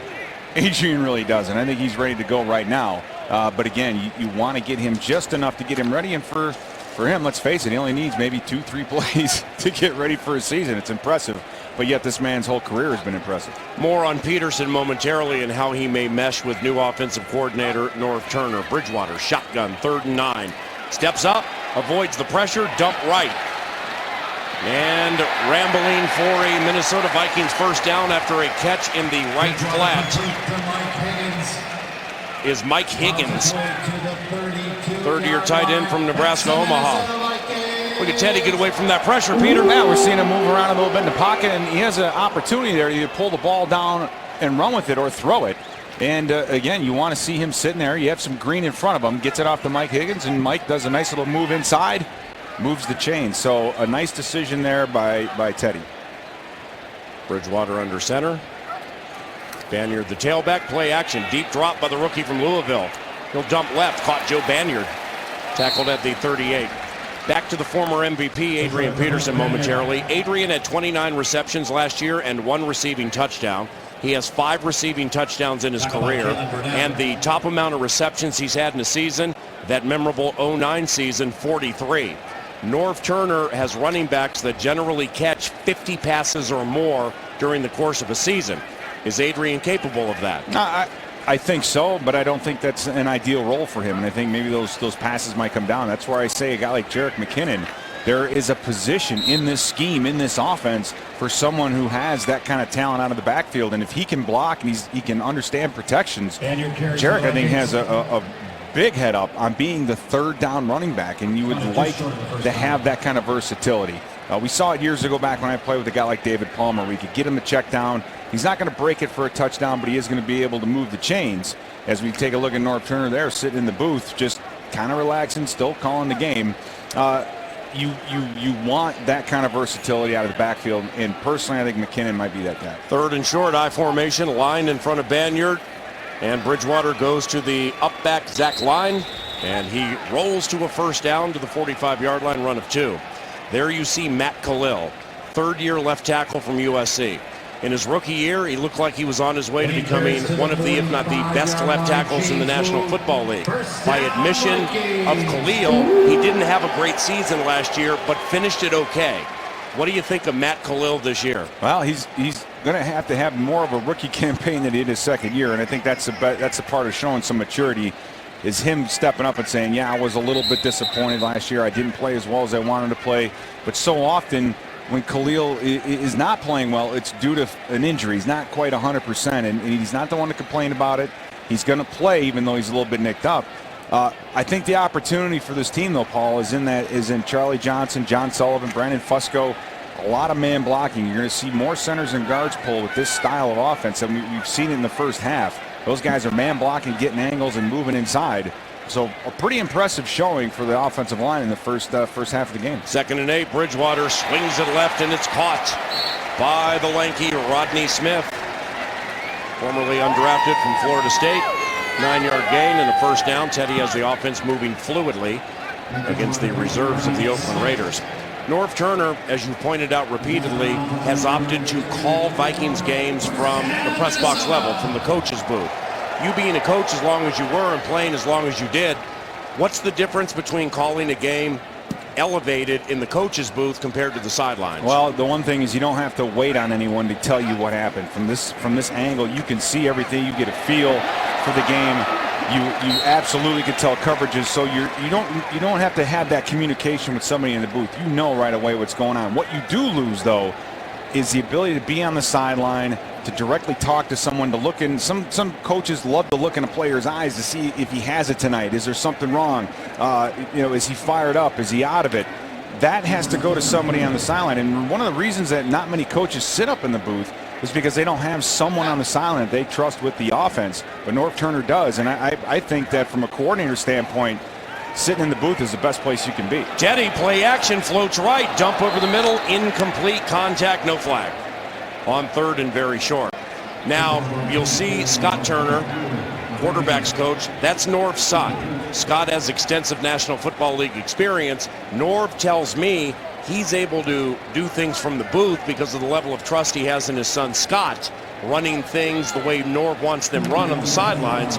And quite honestly, Scott one day is hoping to become an offensive coordinator. Well, it's one of the nice things when you have a dad with that kind of experience, and you know if Norv Turner pulls him aside, he's going to give him gold. He's going to tell him, hey, when you're a head coach someday, make sure you do this, and when you're a head coach down the road, make sure you do that. Watch out for these kinds of things. And so Zimmer, with his son also on the staff, there's a lot of teaching going on, and that's kind of the theme that we've heard from all these coaches going into this campaign is that they teach fundamentals, they teach scheme to the players. Well, having their two of the sons there, I think makes a difference. Teddy chewing on the clock here. It's 4th and short, 9.5 minutes to go in the third quarter. This is the 12th play of a possession that's gone 43 yards. Blair Walsh, 53-yard try, left hash. 2 of 5 from 50 and beyond last year. Snap, spot. Blair's kick is up, and it is no good.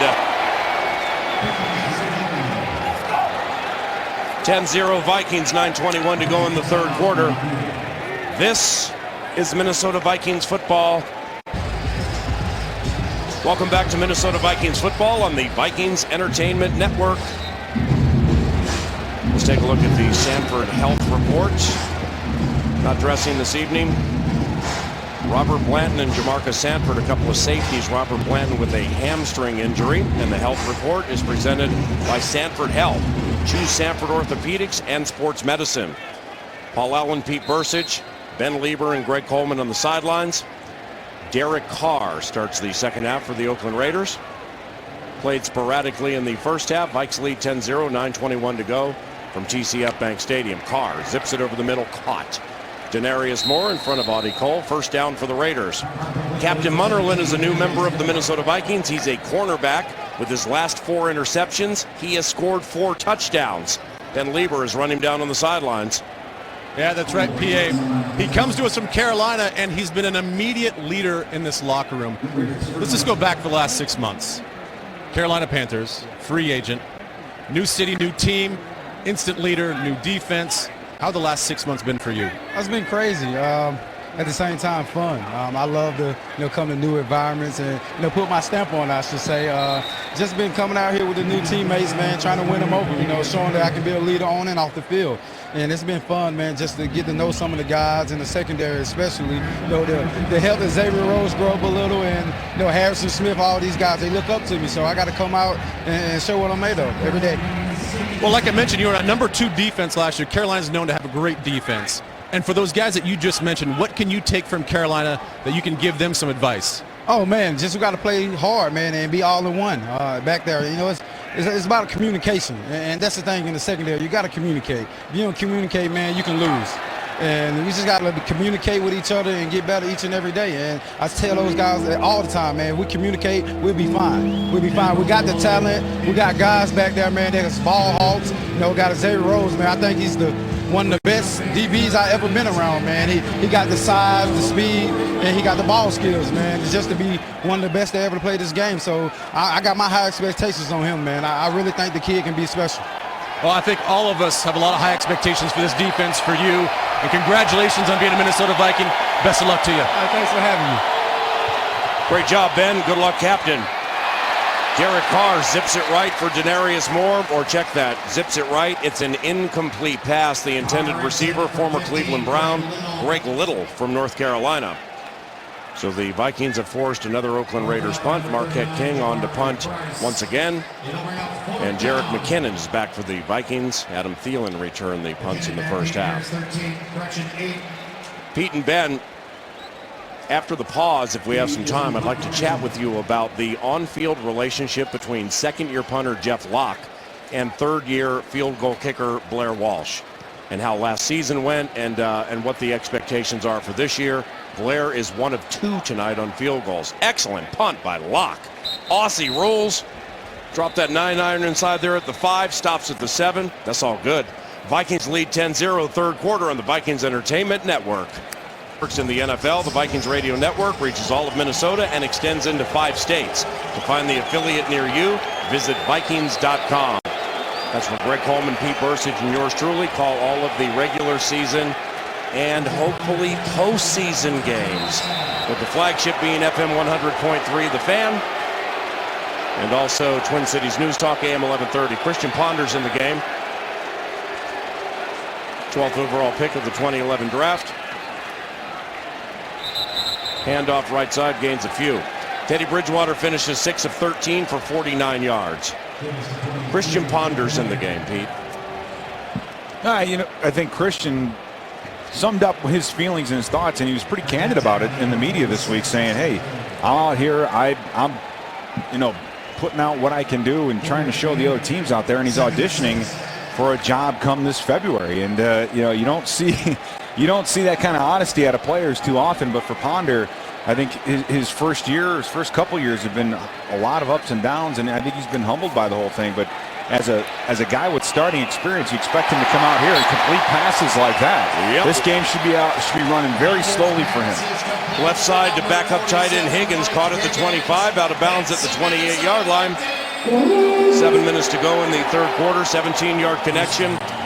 The much maligned Christian Ponder to Mike Higgins. Christian, through his 3 years with the Minnesota Vikings, has 38 touchdowns, 34 interceptions, a completion percentage of 60.2, and a passer rating of 77.3. Christian back to pass again, looks right, wheels it out right. Incomplete, nearly intercepted at the 42-yard line. Matt Castle started the game. Teddy Bridgewater has played the majority of the game. Here's Ponder midway through the third quarter. You've called and seen all of Christian Ponder's games. From his debut that Sunday night at Soldier Field when he supplanted Donovan McNabb, through his first start at Metrodome when he threw that glorious touchdown to Michael Jenkins to start his career, or that long gain to Michael Jenkins, to the end of the 2012 season when he got picked off by Morgan Burnett in the end zone after a long Adrian run. I mean, you've seen all the ups and downs of Christian Ponder, who goes play action, floats left, screen to Banyard, gets a little room at the 30, falls ahead to the 35, short of the first down. How would you put Christian Ponder's career in summation? Well, it's hard. That's hard to do in one sense. You have a guy who's drafted very highly. It's not his choice. He has no choice in the matter. It's not his fault. He was drafted 12 overall. Expectations for him were very high coming in.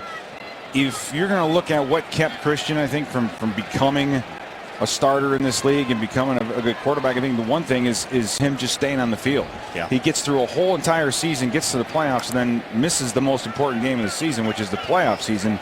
That takes away from what you can build on. So him staying healthy is one thing. The other thing is getting better at these outside deep throws. And with a guy like Adrian Peterson, you're going to have soft outside edges, and I just don't think Christian ever got to the deep comebacks, and he never had that touch on the go route, on the fade, on the one-on-one. When a team packs the box to stop a running back, you got to make him pay, and you make him pay by going deep. And again, this is it. This is that inside. You get a little bit of room on the outside, and Thielen again, Paul, showing up. And this is one of those things in a preseason game when we shift the conversation over to Thielen. He's showing up on special teams.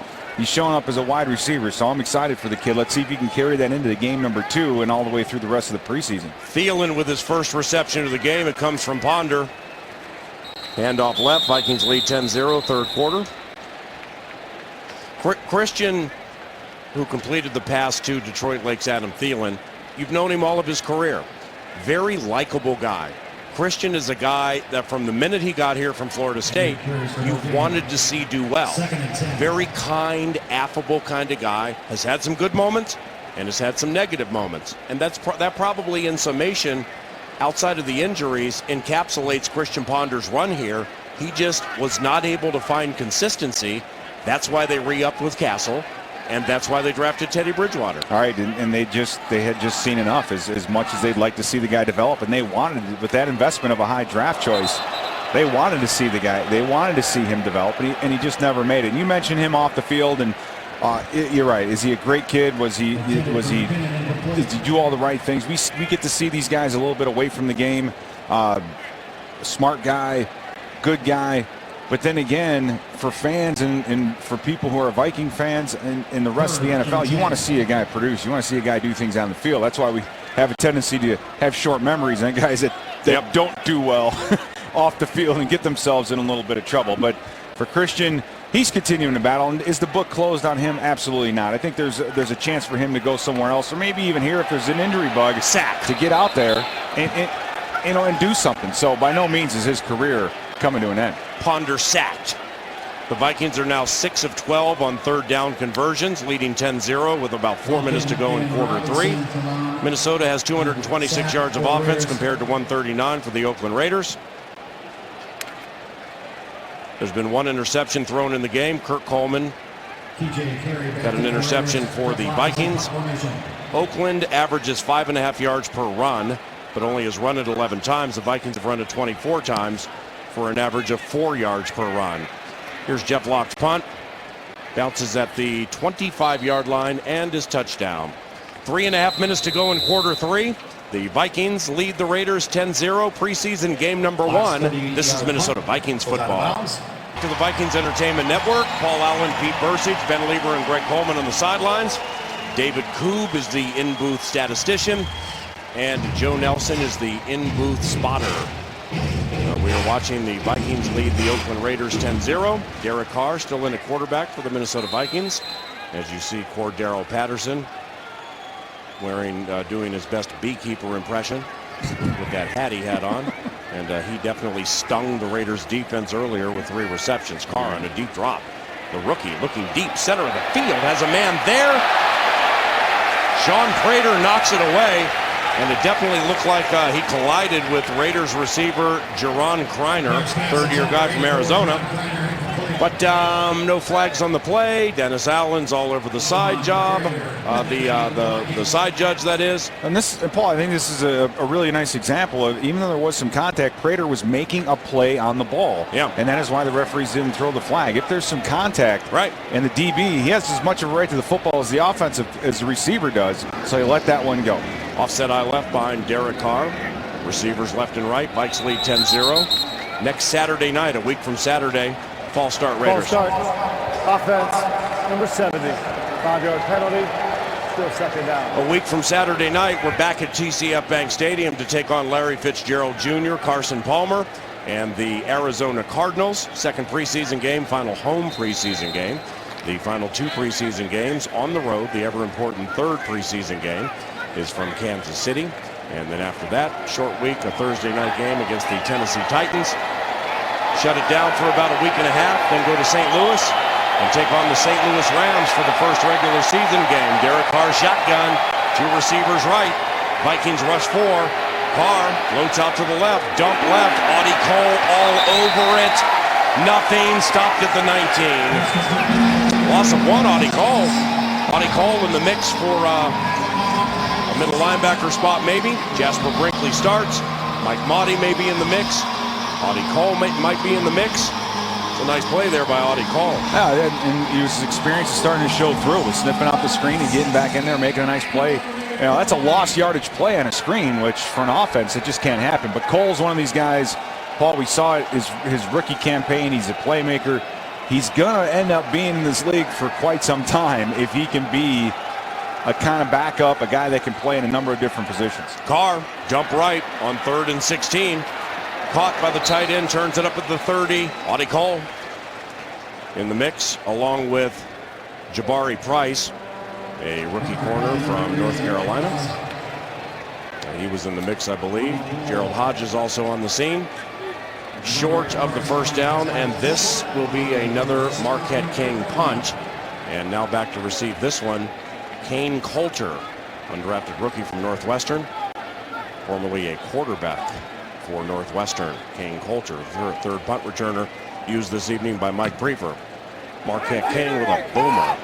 Coulter floats left to the 10. Retrieves it at the 9-yard line and walks out of bounds. 57-yard punt by King. 10-0 Vikings. 1:59 to go in the third quarter. Flag on the play. Once again, we want to remind you, during the regular season, during the kick, territory. holding receiving team number 87, half the distance to the goal, First down, Minnesota. Timeout. Don't forget to listen to every Vikings game at FM 100.3 The Fan, the flagship for the Vikings radio network. More third quarter action with the Vikings leading by 10 shortly on the Vikings Entertainment Network. Welcome back to Vikings football on the Vikings Entertainment Network. We're over there. Wave hello, Peter. We both got our shirts from Hammer made at the Galleria. I like my tie, though. Well, I like your tie, too. I like mine. I like every facet of this, but I didn't realize that you were going to wear exactly the same shirt that I'm wearing. It's a little different. I could blind you with my cufflinks. Check it out. I think you're going colorblind with your old age. 10-0 Vikings. Vikings ball. Christian Ponder in at quarterback. And we are from the campus of the University of Minnesota, the home destination for the Minnesota Vikings this year. The place that houses the Golden Gophers when they play all of their games, including in the Big Ten. Joe Banyard with the carry that time. 10-0 Vikings. Matt Asiata with a 1-yard touchdown run. Matt Castle started the game. How do you think Castle did? I thought he was fantastic. Yeah, he was. And all you have to do is look at the completion percentages when you compare Castle to Teddy Bridgewater. And Castle was very accurate. He used almost all of his receivers, the tight ends. He threw the ball to Matt Asiata, Jennings, yep. A couple nice throws to Cordero Patterson. So, you spread the football around and got it to where he goes. And you can see him right now. He's mentoring Bridgewater. And yep. One of the things that stands out, you look at that picture, Paul, and you look at the difference now. Yeah. Right here. I mean, there's 3 or 4 inches before you get to the top of Matt Castle. Teddy Bridgewater, there is a lot of talk about how tall he really is, and we're seeing Carr on the other side, Derek Carr, another guy who his height has been questioned, size, weight, speed, that kind of thing. But I think overall, Castle looked very good tonight. Castle 5 of 6, 62 yards, passer rating of 109.5. Ponder throws it behind the tight end on third down, and Jeff Locke needs to punt from the end zone. Hey, get your 2014 Vikings season tickets with great locations still available and receive priority on tickets in the new stadium. Visit Vikings.com. John Sullivan, Adrian Peterson, Chad Greenway, Greg Jennings. Your favorite Vikings displayed on those tickets there. Get those tickets now to Vikings.com/tickets. Quite the home opener. Second week of the season. Oh, it's just Tom Brady and the New England Patriots. Jeez. Yeah, and don't overlook St. Louis. They're a team that's in a very, very tough division, and they have some talent. Locke's punt fielded at the 45. Returner falls ahead to the 43. 37-yard punt. Deep in the third quarter, Vikes lead 10-0. This is Minnesota Vikings football. Minnesota leads 10-0. Minute 5 to go in quarter number 3. Time for the U.S. Bank coaching spotlight. Tonight, the focus is on head coach Mike Zimmer in his 21st NFL season. 6-year defensive coordinator with the Cincinnati Bengals. Spent 12 years with the Dallas Cowboys. Won a Super Bowl in 1995 as a defensive backs coach. The coach spotlight is presented by U.S. Bank. All of us serving you. Raiders ball trailing 10-0. Ben Lieber, what do you think of the first 3 quarters of the first preseason game? Well, I think it's awesome. We've got guys on the offensive side of the ball over here on the bench mouthing to me that they're going to score a ton of points this year. So even the guys on the bench, the first and second string guys that are off, they are super excited about this offense. And you can see the excitement in Captain Munderland's his voice and his face about how he feels about this defense. Quarterback for the Raiders is Matt McGloin, second-year Penn State. Handoff, Shamar Stephen with the stop. Rookie 7th-round pick from UConn. Remember that name. Could be one. The Vikings have 3 7th-round selections. And if you're going to wear Kevin Williams' number, you better be good. And he's one of 3 7th-round selections along with Jabari Price and Brandon Watts. They've all had really good moments at training camp. And it's good to see Stephen get into the game now. Shamar Stephen. End of the third quarter. The Vikings, thanks to a touchdown by Matt Asiata way back in the first quarter, and a 30-yard field goal by Blair Walsh, lead the Oakland Raiders 10-0. Mike Zimmer and George Edwards' defense, outstanding in the first half, still has not permitted a point. Fourth quarter action from TCF Bank Stadium shortly on the Vikings Entertainment Network. Vikings preseason football is presented by Miller Lite, the official beer sponsor of the Minnesota Vikings. By Verizon. Now, watch local Sunday NFL games live on your smartphone with NFL Mobile, exclusively from Verizon. By NFL Ticket Exchange, powered by Ticketmaster. Buy and sell tickets at NFLTicketExchange.com. By U.S. Bank, all of us serving you. Welcome back. Fourth quarter action from the campus of the University of Minnesota. Vikings lead the Oakland Raiders 10-0. Anthony Barr, 9th overall selection in the 2014 draft, made his debut tonight. He had a half sack, and he's with Ben Lieber on the sidelines. Yeah, that's right, PA. It's his NFL debut. Rookie out of UCLA, man. Look around you. This is the NFL. Viking jersey. How's it feel? It's a dream come true, really, man. You know, it's my first NFL game I've actually been to my entire career. You know, so the first one I've been to, I'm in. You know, so it was a dream come true. Had an awesome time out there, and looking forward to getting better. Well, how ironic that your first NFL game is actually in a college stadium. Right. I didn't think that was going to be the case at first, but you know, we're gonna be great here, and excited to be playing here for the next couple of years. Well, it's well documented about your career in college. Running back, fullback, 2 years as a linebacker, as an edge rusher. You come to the Vikings where they run more of a 4-3 over defense, and you're playing off the football. What are some of the biggest challenges that you have to face as an outside linebacker now? I think just getting better with my eyes. You know, when I was in college, I was on the line basically the defensive end, so I could see everything happening right in front of me. Didn't really have to read the running backs as much. Now that I'm behind the line of scrimmage a little more, really have to key those running backs and really read my keys better to get myself in position to make plays. Well, you've got a few weeks till opening day, man. Best of luck to you. Keep working. Anthony Barr, McGloin swings it out left, caught on second down for a Raiders first down at the 23. Once again, Anthony Barr finished his college career with 23.5 sacks. He had 41.5 tackles for loss, 10 forced fumbles, 4 fumble recoveries. Pete, his first 2 years, as Ben alluded to, 2010 and 2011, he played in 24 games, started 10. He was a fullback for the UCLA Bruins. He carried the ball 15 times, ran for 1 touchdown. He caught 1 touchdown. He started 37 of his 51 career games for the Bruins, 10 as a fullback early in his career, and 27 at linebacker. He was the UCLA defensive MVP and team captain in his final year at UCLA, and he began his UCLA career once again as a fullback from San Pedro, California. Started 7 games as a sophomore.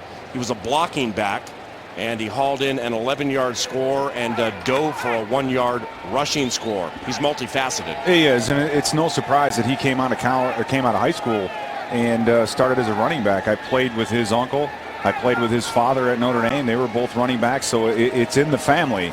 And just making that transition to defense. I mean, you can't just take a great athlete and move him wherever you want. I think for Anthony Barr, he's wired to play defense. You watch him, and he's learning this right now. The instinct that he has at the linebacker position that he's working on, that's something that you just can't teach someone. Either they have it or they don't. And I think right now the coaching staff's pretty happy with how he's operating. I think he's going to have his challenges due to his 6'5" height to play off the ball and to take on fullbacks. But I just think as the season goes on, you'll see him more on the line of scrimmage in these 2-minute drives and nickel situations rushing the quarterback. 3rd and 8 from the Vikings 21. Vikings pitching a shutout, leading 10-0. Matt McGloin goes out of the shotgun. Flagged, false start, Raiders. Offense, number 77. 5-yard penalty. Still 3rd down. So it's 3rd and 13. From a pride standpoint, how important is it for the Vikings to not allow a touchdown in the entire game, even though it's preseason game number 1, to think of any facet of a Vikings defense, last in the NFL last year in points allowed, second last in yardage allowed, at any stage, whether it's a mini camp 11 on 11 or a scrimmage or a preseason game, to not allow a team a touchdown is outstanding. It is, and these guys are all going to have to go back down to camp and watch this film as a team and be answer to how they play. So they want to keep this game a shutout. McGloin, 3rd and 13, zips it right, incomplete. A couple of Vikings, Sean Prater, along with safety Brandon Bishop, first full year from North Carolina State, working for George Edwards' defense. There's the defensive coordinator, George Edwards, formerly a defensive coordinator with the Buffalo Bills and Washington Redskins. And the Raiders are attempting a field goal. This is not Sebastian Janikowski. It's Michael Pilardi, a rookie from Tennessee. 44-yard try, left hash. Marquette King holds. Snap, high snap. King puts it down. Blocked! Blocked field goal. Forget not letting the Raiders score a touchdown. How about no points the entire game? It was blocked by Gerald Hodges. Gerald Hodges, second-year linebacker from Penn State. Oh, man. 10-zip Vikings, 12-12 to go in the game. Paul Allen, Pete Bursich, Ben Lieber on the Vikings Entertainment Network. Welcome back to Vikings football on the Gerald Hodges Just Blocked a Field Goal Entertainment Network. This drive summary is provided by the Minnesota Department of Public Safety. Click it or ticket. Well, nice dig route by Cordell Patterson. He shows up on a couple plays here. And there it is, the one-on-one, the man-to-man, the pick route. Greg Jennings off the tight end of Kyle Rudolph, who here runs the scissors route, the quick out route. And look at this block up front. Man Asiata able to walk it in. Bam, only touchdown of preseason game number 1. Gerald Hodges blocked a field goal try, and the Vikings lead 10-0. About 12 minutes to go in the game from TCF Bank Stadium on an absolutely spectacular Minneapolis night. The TV/radio booth here on KARE 11 and also FM 100.3 The Fan, your flagship station for the Vikings radio network. We look north. We are looking right at the Vikings bench. Christian Ponder at quarterback, hands the ball off to Joe Banyard, tries to grind his way to some yardage. To the left side, doesn't get much. It'll be third down. Hey, you can get your 2014 Vikings yearbook complete with an exclusive story on Adrian Peterson and everything you want to know about the 2014 season, available now at VikingsYearbook.com.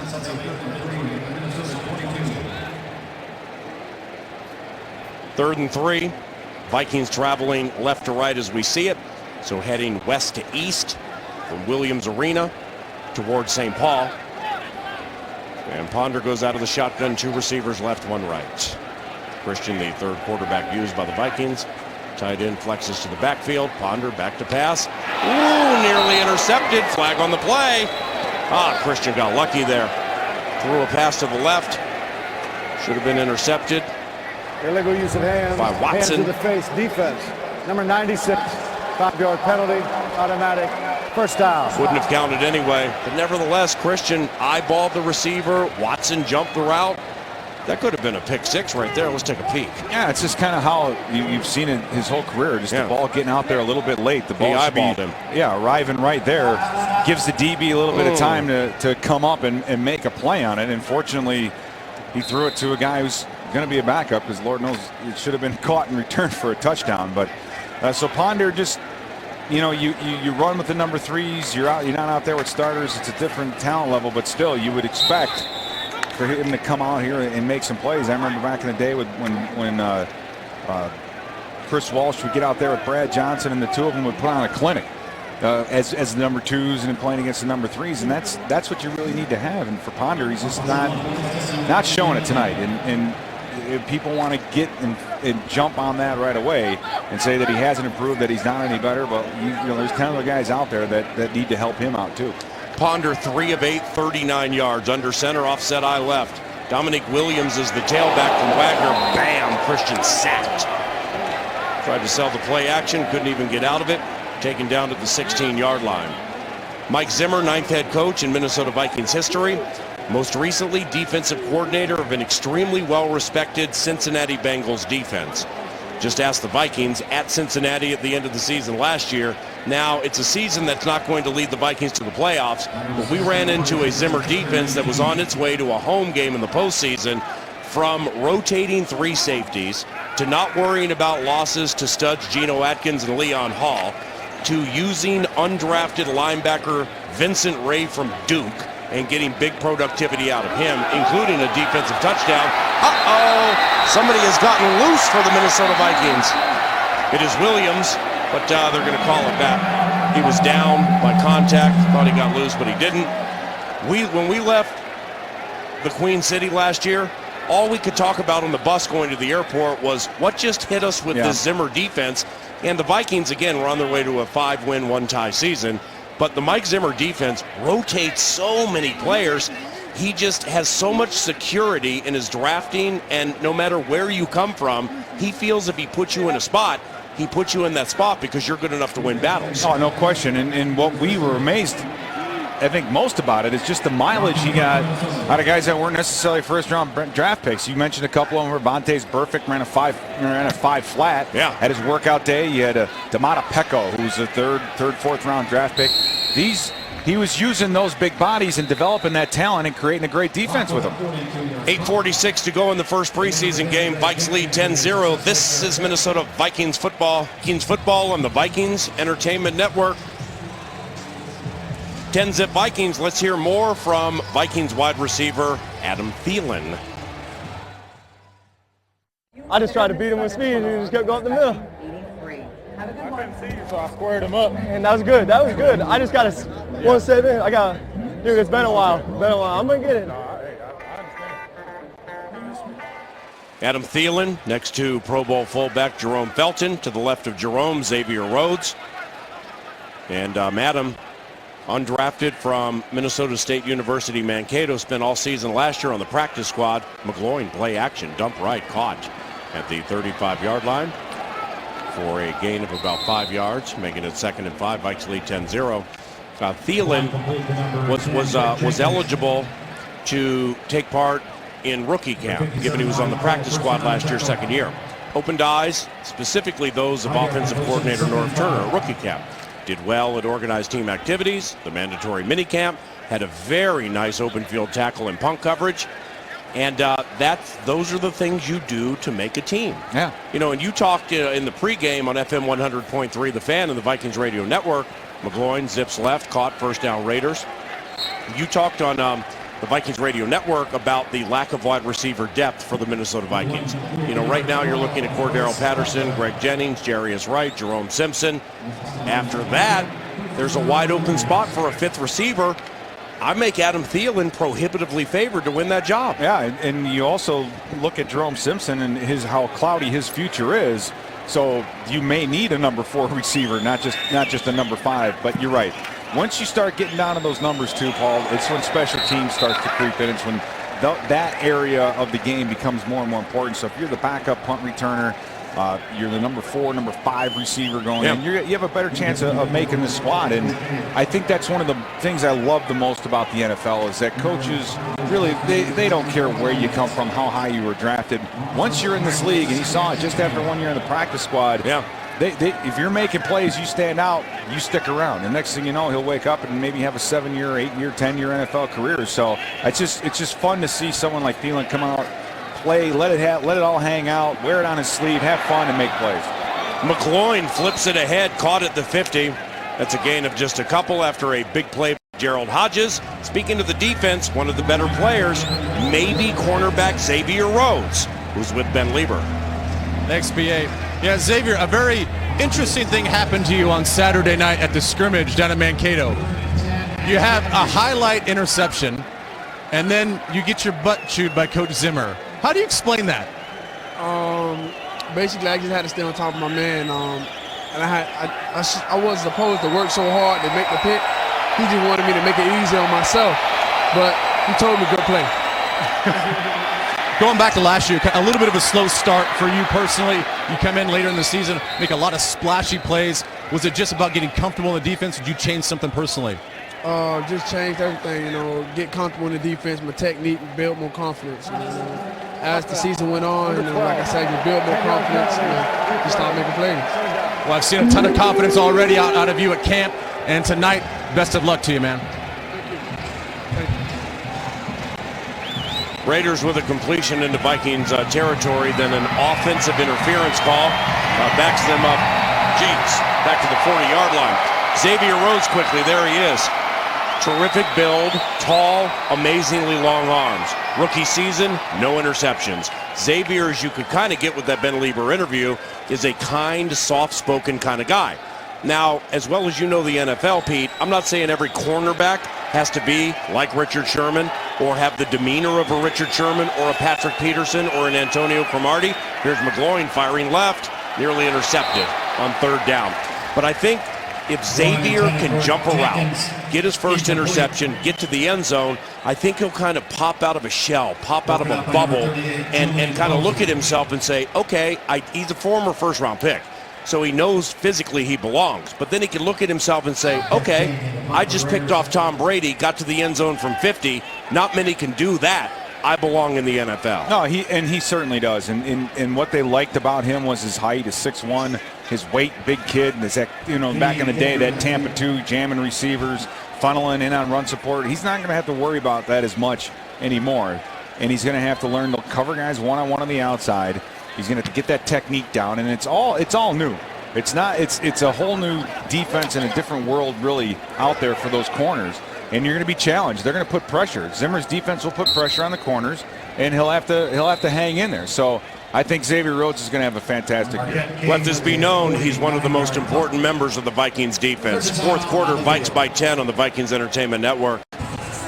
5.5 minutes to go in the first preseason game. Vikes lead 10-0. Hey, for the largest selection of new Vikings novelty items and apparel, look no farther than the Vikings locker room store. Visit the new location on the east side of Mall of America or VikingsLockerRoom.com. Pete Bursich and Paul Allen high atop TCF Bank Stadium. We are on the offense. Number 67. 5-yard penalty. Still first down. We are on the south sidelines behind the visiting team. Mentioned it early in the game. Head coach Mike Zimmer toured the TCF Bank Stadium situation and immediately decided that he doesn't want to be on the same sidelines where the Golden Gophers are when they play Big Ten games. Nothing against the Gophers, of course, but with games beginning at noon and potentially some later games or whatever, he wanted to be on the north sidelines because of sun and stuff like that when it starts to get a little chilly. We're behind the adversarial bench. And Ben Lieber and Greg Coleman are on the sidelines. We will handle all of your Vikings preseason games on KARE 11 and also FM 100.3 The Fan, the flagship for Minnesota Vikings football. You can also find us at Twin Cities News Talk, AM 1130. There's a shot of Mike Zimmer on TV. And that's one of the unique things about this field is normally outdoor stadiums, the end zones don't face east and west because you're definitely going to have the sun in the face of one direction or the other. And, the University of Minnesota here at the stadium at the bank, it is that way. Christian sacked. It is surprising that he would choose to be on that north end with the sun dipping lower in the south as you get later in the year. However, it will block the wind. So I don't know if that is what he's talking about. That was his main drive or main reason to be on that side. And I couldn't think of any other reason other than to block the wind when it's cold than to have to look into the sun during the regular season. I want to talk about Blair Walsh, Vikings kicker, and punter Jeff Locke, his roommate. The two are very, very close. We may see Jeff Locke punt here momentarily. 3rd and 17 from the 5. Ponder hands it off. And Williams is stopped at the 8. Pete Bursich, Ben Lieber joined quickly. Blair Walsh not kicking in the dome. How do you think that will work into the field goal game? Let's begin with Ben on the sidelines. We'll go to break first, and we'll come back and analyze that. There's Blair Walsh. Let's talk about him in a second. Vikes by 10, fourth quarter. Tune in to Fox Sports North all season for Vikings programming, including Vikings Connected, the Vikings new social media topic show, which debuts Sunday, September 8th, and is hosted by our partner on the field, Ben Lieber. Ben, a special team stud, like Pete Bursich when he played. Going to join the conversation here momentarily. There you see Blair Walsh talking to Mike Prefer, special teams coordinator. Blair hit a 30-yard field goal tonight. He also missed one from 53. Blair was 2 of 5 from 50 yards and beyond last year. His first season with his dear friend and his roommate, Jeff Locke, as the holder. I want to talk about that whole dynamic because field goals are obviously so important. Here's Locke's punt. And it's fielded at the 46. And the returner falls ahead to the 44. A 38-yard field goal. There's Jeff Locke. Ben Lieber joins the conversation now. How do you think the dynamic, Ben, with Blair Walsh kicking outdoors here at TCF Bank Stadium will work this season? Well, it's going to be interesting because you look at some of his stats, and some of his best stats are played indoors in domes. So it's a controlled environment. Obviously, they spent some time this offseason coming down here, looking at the wind conditions, all the charts, all the wind direction charts and stuff like that. They're trying to really break it down scientifically. So they're putting a lot of effort into it. They understand that it is an issue, but I think they're going to overcome it. He has such a strong leg that I really don't think it's going to be that big of a factor. Now, Jeff Locke, the rookie from UCLA last year, got off to a rough start by admission. Extremely nervous and overthinking things into the first game of the year at Detroit at Ford Field. there was a moment at home against Green Bay where Micah Hyde, a defensive back, had a long punt return. From that moment on, Jeff Locke and the punt team seemed to improve as the season went on. McGloin with a completion and a penalty on the Vikings. We'll get that out of the way. Prior to the pass, illegal contact. Defense, number 40. 5-yard penalty, automatic, first down. Pete and Ben, you guys never held for kickers in the NFL, but seriously, how important is it to be in unison with your holder if you're Blair Walsh, who set NFL records in his rookie year for 10 field goals made at 50 yards and beyond, and he won a couple of games in his rookie year, beating Jacksonville, kicked the Vikings into the postseason, final game of the year at home against Green Bay. That dynamic between Walsh and Locke is very, very underrated heading into the 2014 Pete First. No, it is important, and for a holder, he's a guy that doesn't get any credit unless something goes wrong. So the two of them did get together, and they did. You're right, Paul. They had a nice rhythm. They had a nice, thing going. And so for Blair Walsh, I think being outside, will it affect him a little bit? But he's got a couple years under his belt. I think he's mature enough to handle it. And I think that it's really not going to affect his game as much. Let's take a look at the field goal that was missed earlier. Blair Walsh kicking to the east. There's Locke. Snaps perfect from Colin Loeffler. And there Walsh gets it from the left hash. Barely missed it. So it's not like he missed it by a mile, but nevertheless, he missed it. Flag comes in on this play as the Raiders operate on 2nd and 10. Being a special teams guy, I watch so much special teams film, Pete. What you just saw there, the snap from Loeffler to Locke, did it look like the operation went perfectly? No. Contact, defense, no. Number 59, 5-yard penalty, automatic, first down. It looked like it went off as normal, so it wasn't quite a miss hit. I mean, he had the distance on it. He just pushed it to the right a little bit. So in a case like this, I would probably blame someone like Dennis Ryan, who's in charge of preparing the balls for the game. He probably did something wrong. Yeah, good luck with that. If you ever want to go into that equipment room in Mankato again and get that supercharged coffee, you better retract that right now. Oh, it's the best coffee in the state, my friends. And he's the best equipment guy in the state, too. Dennis Ryan. Been with the Vikings for many, many decades. He and his staff do an extremely good job. McGloin, 1st and 10. McGloin floats left. Dump. Caught. Ball's coughed up. Flag comes in. Larry Dean with a fumble recovery or not. Flag on the play.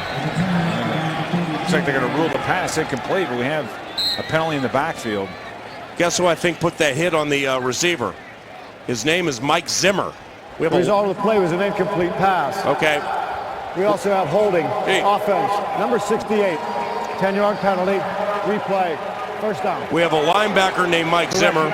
There he is on TV. We have a head coach named Mike Zimmer. Yeah, you have a coach named Zimmer. You got Zimmers all over the place. Correct. Places overflowing with Zimmers.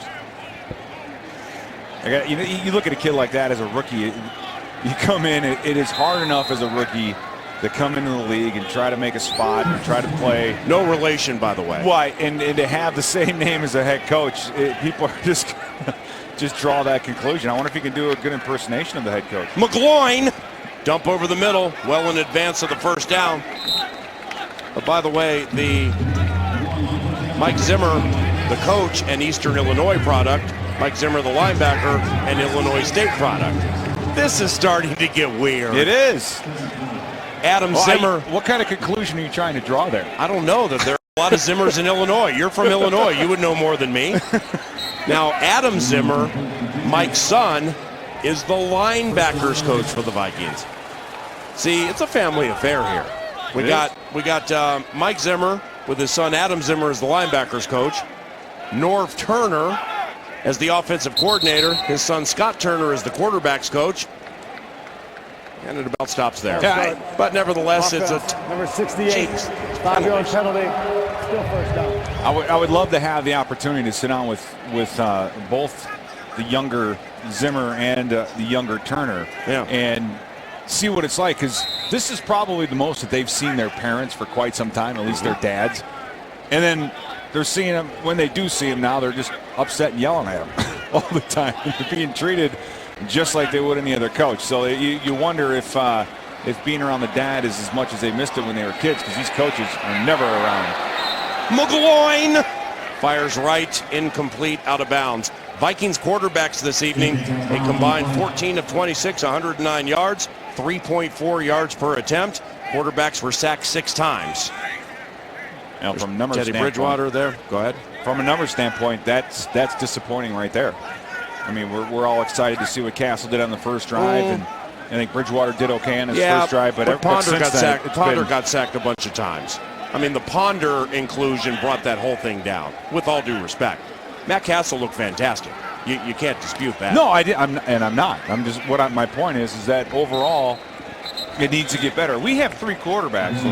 We have one that has NFL experience. He led the team to an 11-win season. The second one is a highly touted, highly drafted rookie. And your third guy, Christian Ponder, as we're seeing there, has played a lot in this league. He led a team to a playoff run. So Christian Ponder, we have enough experience and talent at that position that I think that number is kind of unacceptable. 3rd and 10, McGloin made a play. Matt McGloin finds Greg Jenkins, a second-year receiver from Alabama State, as we approach the 2-minute warning. And I say he made a play because I was hoping the Vikings would pitch the proverbial shutout in their first preseason game. Maybe they will. We need another Gerald Hodges block on the Vikings Entertainment Network. This is Minnesota Vikings football on the Vikings Entertainment Network. Come on now, pick up some Viking season tickets. Excellent home schedule. It begins with the New England Patriots and ends with the Chicago Bears. Great locations are still available and receive priority on the tickets in the new stadium. We'll get those tickets right now.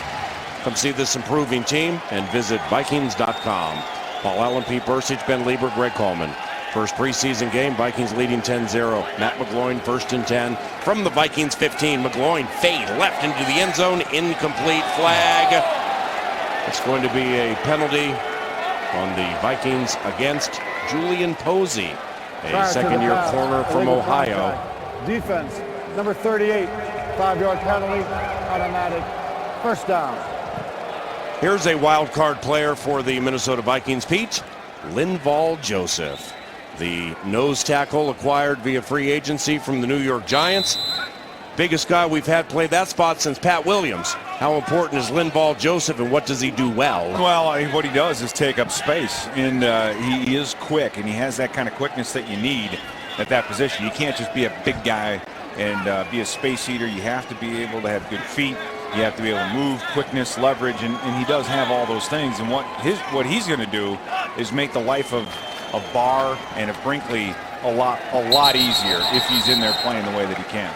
McGloin on 1st and 10 from the 1st and goal from the 10, trailing 10-0. Faced a blitzed, dumped left, got nothing, no gain, 2nd down. Linval Joseph, an elite run stuffer. Got a couple of sacks for the Giants. McGloin back to pass, dances, sprints left, 10, inside the 5, McGloin, touchdown. Shutout done. 10-6 Vikings. No flags on the play. McGloin.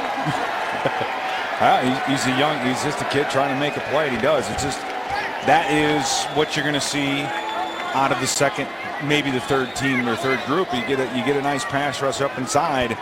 Quarterback steps up. There's just no one there on the contain. That's usually an inside pass rusher that's letting him step up in there. Raiders are going to attempt 2. They're not going to go for an extra point from the 15, which is a 33-yard kick for 1 point. What bugs me is the 33-yard kick can be for 1 point, yet you can kick 27-yard field goals for 3.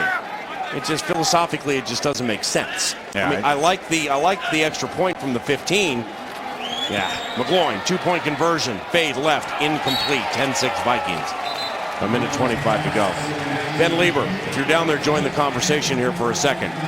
You and I chatted with Norv Turner about this before the game. It's just weird that the experiment with the extra point means the ball's kicked from the 33-yard field goal, yet you can have significant plays that decide games for 3 points from like the 17 for 27-yard field goals for 3 points. Philosophically, it just doesn't make sense. No, it really doesn't. And, Matt Burke was down here, now part of the NFL operations group. So maybe we can take our concerns to him and see if we can get something changed there as he takes a new job there at the NFL New York. Now, he's probably the one that wanted it in the first place. Right. Trying to make the PAT more exciting. Well, it's even more interesting in the game situations. Why not kick the extra point and then go for the onside kick right now and see what happens? I don't even understand going for the 2-point conversion right there if you're Oakland Raiders. Trailing 10-6. The Vikings have 10 players right around the 45-yard line of the Raiders. Assuming there will be an onside kicker, of course there will be. Yeah, and I think for the Raiders and for players and coaches, I think the one thing that they do not want to have, and one thing that should be eliminated, is overtime in the preseason. And it really, because it doesn't, I don't think it benefits anyone. I don't think it benefits the coaches. I don't think it benefits the players. So, the Raiders, obviously, we're not going to try to tie this game up. Pooch kick. It's a pop-up. McKinnon catches it over the shoulder, channeling his inner Willie Mays at the 15. Goes down. The Raiders have 2 timeouts. The Vikings have 3. The Vikings will win their first preseason game. Both of you guys played extensively too. Is there an importance in winning preseason games, Benjamin? Well, I don't really think so much as wins and losses, but you want to come out and play clean and play sharp and you play aggressive. Sometimes you can do that and lose, and you go back to the film. You're like, man, we played well. We executed when we had to. We just didn't come out with the victory. But you just want to see you guys take everything from training camp sessions out here and play fast. And I think these guys, even though the Vikings are going to win, I think they did just that. They played fast and they're aggressive. Ben, spectacular work tonight. Tell Greg Coleman we say hello, and I'll see you next Thursday in Mankato for the 9 to noon radio show, FM 100.3 The Fan. We will do that radio show together 9 to noon, all right? Timeout on the field.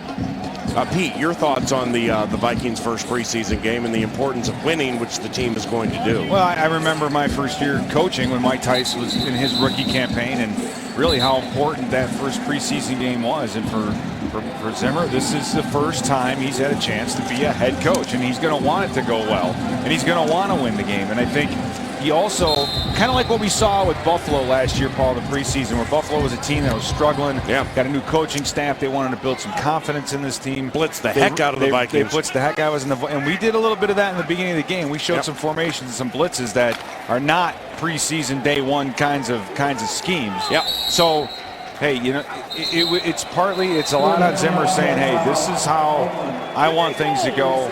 You want to win, you're competitive, and for Zim, his first chance at a preseason game, he wants to come out and do it. He has a lot of things he needs to turn around, a lot of culture, if you will, to turn around. And I think that guys like Captain Munnerlyn, that's why they talk so much about attitude and about the way a defense plays, and carrying that from Carolina. Ben Lieber, with a great interview with him on the sidelines, allowed Munnerlyn to bring that out and say, hey, I've been part of a great defense. And you see Chad Greenway, another guy who's been around for a very, very long time.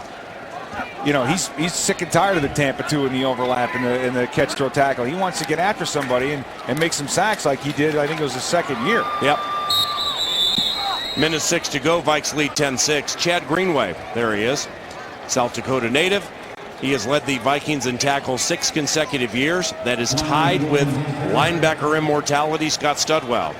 Chad Greenway in November of 2011 had 22 tackles against the Oakland Raiders, second most in team history. Scott Studwell had a game with 24 tackles, most in team history. Do you believe in this defense Chad Greenway will lead the team in tackles this year? If so, he sets a Vikings record. I don't really think he's going to. If he's going to, the only thing that would take him out of that is if for some reason he's not on the field on third down, and I still think he's going to be he's athletic enough even at his advanced age to get out there and make some plays. So unless they go dime and decide to take him off the field, I think he'll be in that spot again. I waited to say this until the end of the game, until Chad Greenway definitely was out, because I didn't want to bring a negative karma convergence. But it was 2006. August of 2006, Chad Greenway's very first game as a pro after being taken like 16th from Iowa. It was in Minneapolis against the Oakland Raiders. First play of the game, Chad Greenway tears up an ACL. Cost him his entire rookie season. What an awful way to start your NFL career. Not only has he responded as a quality outside linebacker in the 4-3, but he's a better person off the field than he is on the field. He and his wife are very philanthropic. it's a pleasure to say that I've known Chad Greenway. Likewise for you, right? Yeah, it's been great to see him mature. I mean, I remember Studwell talking about Greenway when Greenway was really going into his senior year, after his junior year at Iowa, how he liked the way he played, and that was way before he was ever in our crosshairs in the line of sight. We got lucky enough to be in the right place to draft him, and you know, it's always good to see a player take a negative experience and turn it into a positive. And I think Chad's rookie campaign, like you said, Paul, with the ACL, he was in rehab, but he was able to sit back and kind of see how this thing works, how everything operates, and he hasn't looked back since. He's been healthy ever since, and just a huge competitor and a big contributor to this Viking defense. All right, Vikings lead 10-6, 19 seconds to go. Here's Matt McGloin, wants to be the preseason version of Captain Comeback, fires left, and it's caught at the 49. Raiders have no timeouts. 9, 8, 7. McGloin, he's going to try to chuck that thing deep one final time. Now he kills the clock, does it with 2 seconds. So we are going to have a Hail Mary to close the first preseason game. What are the chances Mike Zimmer, in assuring he wins this game, calls some of the guys with the best hands on the team and says, hey, Greg Jennings, Cordero Patterson, no way, Xavier Rhodes, everybody else, I need you to be down by the goal line to stop this thing right here. What I do like is that he's sticking with a 4-man rush. You're not doing a 3-man rush to let McGloin run all over the pocket. So here it is. Hopefully he won't have all day to throw it. Here it is, preseason game 1 on the line. McGloin back to pass, fires to the end zone, and it is incomplete. And the Minnesota Vikings have won the first preseason game 10-6. Thanks to a touchdown from Matt Asiata as the fireworks light the Minneapolis sky. Mike Zimmer begins his National Football League coaching career victoriously in beating the Oakland Raiders 10-6. Teddy Bridgewater made his debut this evening, had some good moments, led the team to a field goal.